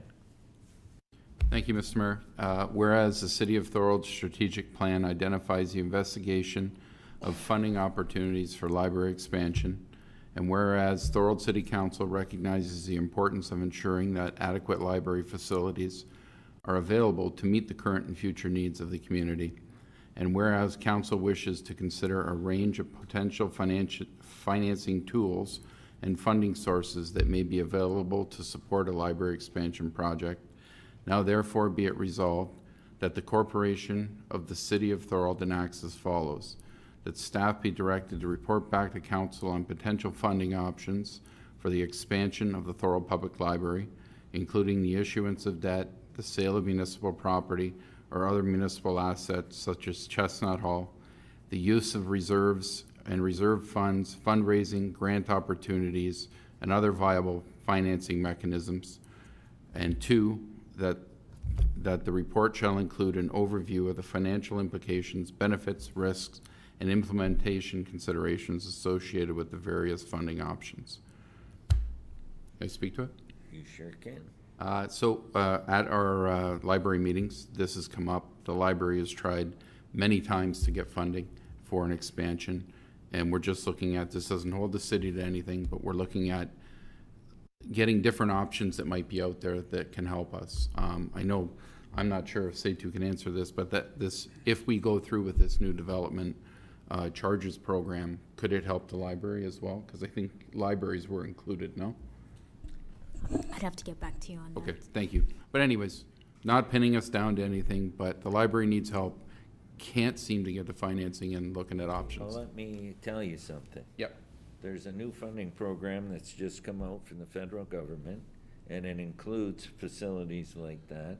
So my and Jeff's aware of this, right, Jeff? Because I sent the email, and that's was on the list of a couple of projects that could be looked at and presented to council. Sure. But I can't give you the details because I don't know them. But this program is a federal program, and it includes municipal facilities as one of the items. And there's 2 intakes. Do we know more than that right now? It's $1 million. Hey? Maximum $1 million. No, not that one. That's what. Yeah? Anyway, we'll get more details when it comes back in the report. Go ahead, Councillor DeRose. Through Mr. Mayor, I'll support this. I think we should keep in mind, there's another option down the road, is to open a new library in a different part of town. Our town's expanding. We're really expanding towards Niagara Falls with all the new development that's proposed. I think it would be prudent to look at a second library, in my opinion. I don't think people that live in Rolling Meadows and that will live in the Rudenko's project, and I think they're kind of going to be detached from some of the things in Old Thorold, the main part of Thorold. So to provide services equitably, I think we have to, down the road, just kick the can down the road, but consider it. Thank you. Thank you, and that's something they can put together, but it's long overdue to have a serious look at it anyway. Anyone else want to speak to it? Go ahead, Councillor Dunphy. Thank you, Mr. Mayor. I think this is a great motion that Councillor Sentence has brought forward. I know that anytime they have events for March breaks or summer breaks for the kids, they're sold out right away, and they just don't have enough room there, and I would love to see an expansion happen there and even some updating in the library. They just offer so much for the community, so I'm glad you brought this forward, and I support it 100%, and I hope we can find something to help them.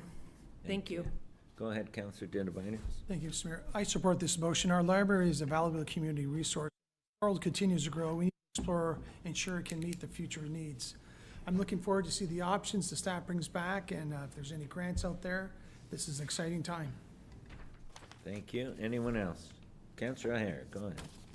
Thank you, Mr. Mayor. Through you, yeah, this is a great motion from Councillor Sentence. We know that the library is doing a wonderful job. Certainly one of the best jobs in all of Niagara. Their numbers are amazing, and they offer such fantastic programs and services.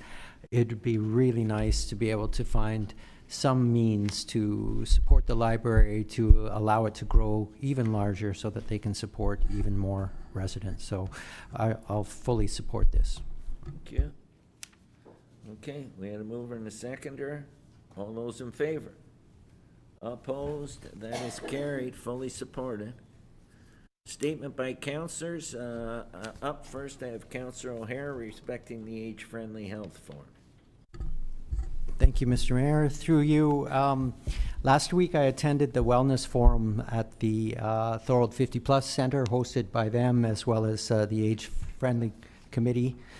And wow, the first speaker, Chris Esposito, was talking about osteoporosis. And I want to speak to a couple of points here because we are an aging society. Everybody knows the numbers. The boomers are getting older, and the numbers are just proving that we are aging. And along with aging comes this, as it is known, the silent thief, osteoporosis.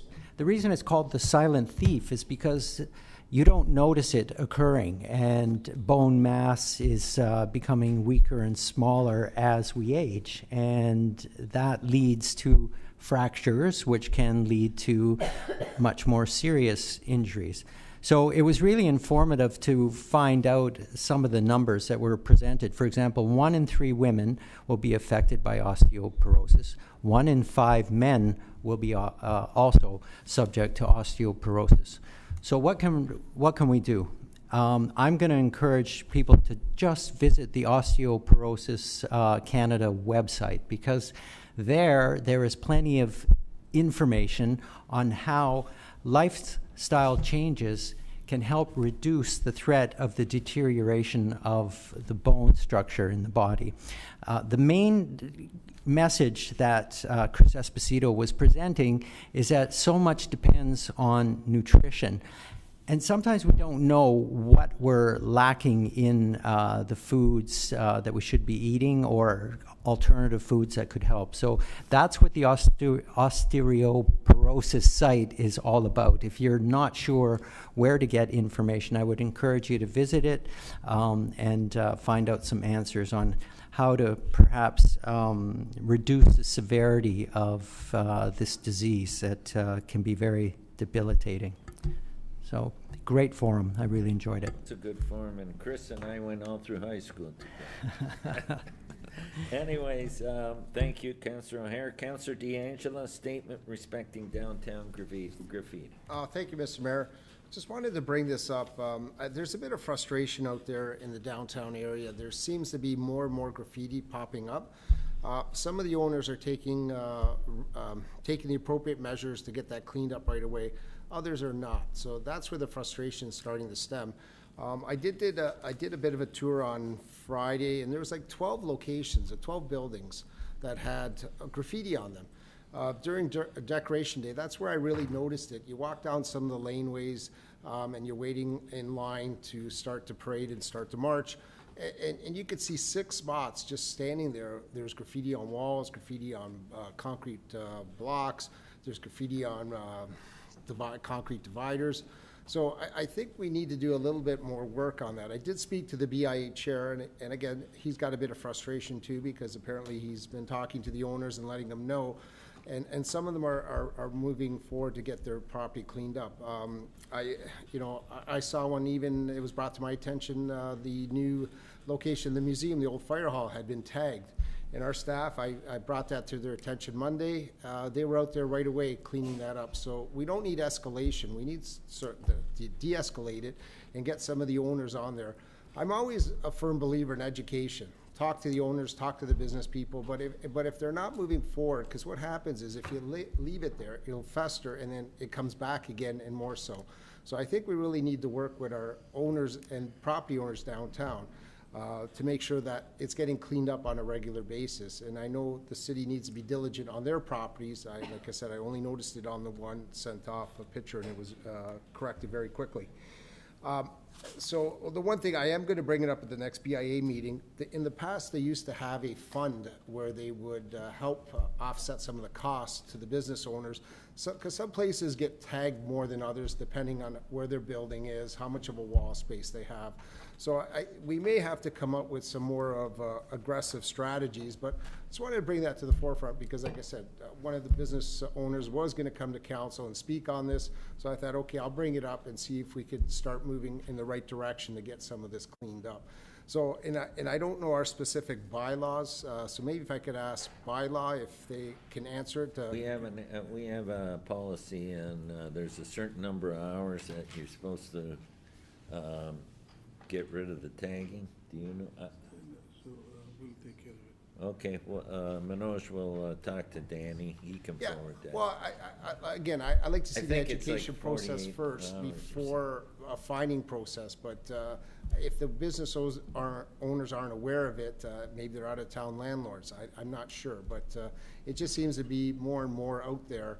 And I think if we can identify them, let the owners know, help with the education process. And the other thing, too, is, I don't know, it's in our policy, but if you got a gray wall, you don't want to paint it white where the graffiti is, so it looks even worse than what the graffiti was. So we should have some sort of mechanism to deal with this. Okay, so it's just a statement, and yeah, I'm not doing anything right now. I will deal with the BIA. I work with them to help resolve the issue. Okay, thank you. Okay, that's the end of that. There is no closed session because we passed the closed session minutes, so there's no business arising from closed session. So now we've got 2 sets of bylaws. First, give me a mover and a seconder for Bill 47, 2026 as amended, and that was the one that Jay spoke on. I got Councillor Sentence and Councillor Longo. All those in favor? Opposed? That is carried. Now we'll do Bill 48, 2026 to 51, 2026. Can I get a mover and a seconder for those? I got Councillor Decker and Councillor Didivitis, so that's 48, 49, 50, and 51. All those in favor? Opposed? That is carried. There being no further business, this meeting is hereby adjourned at 8:37 p.m.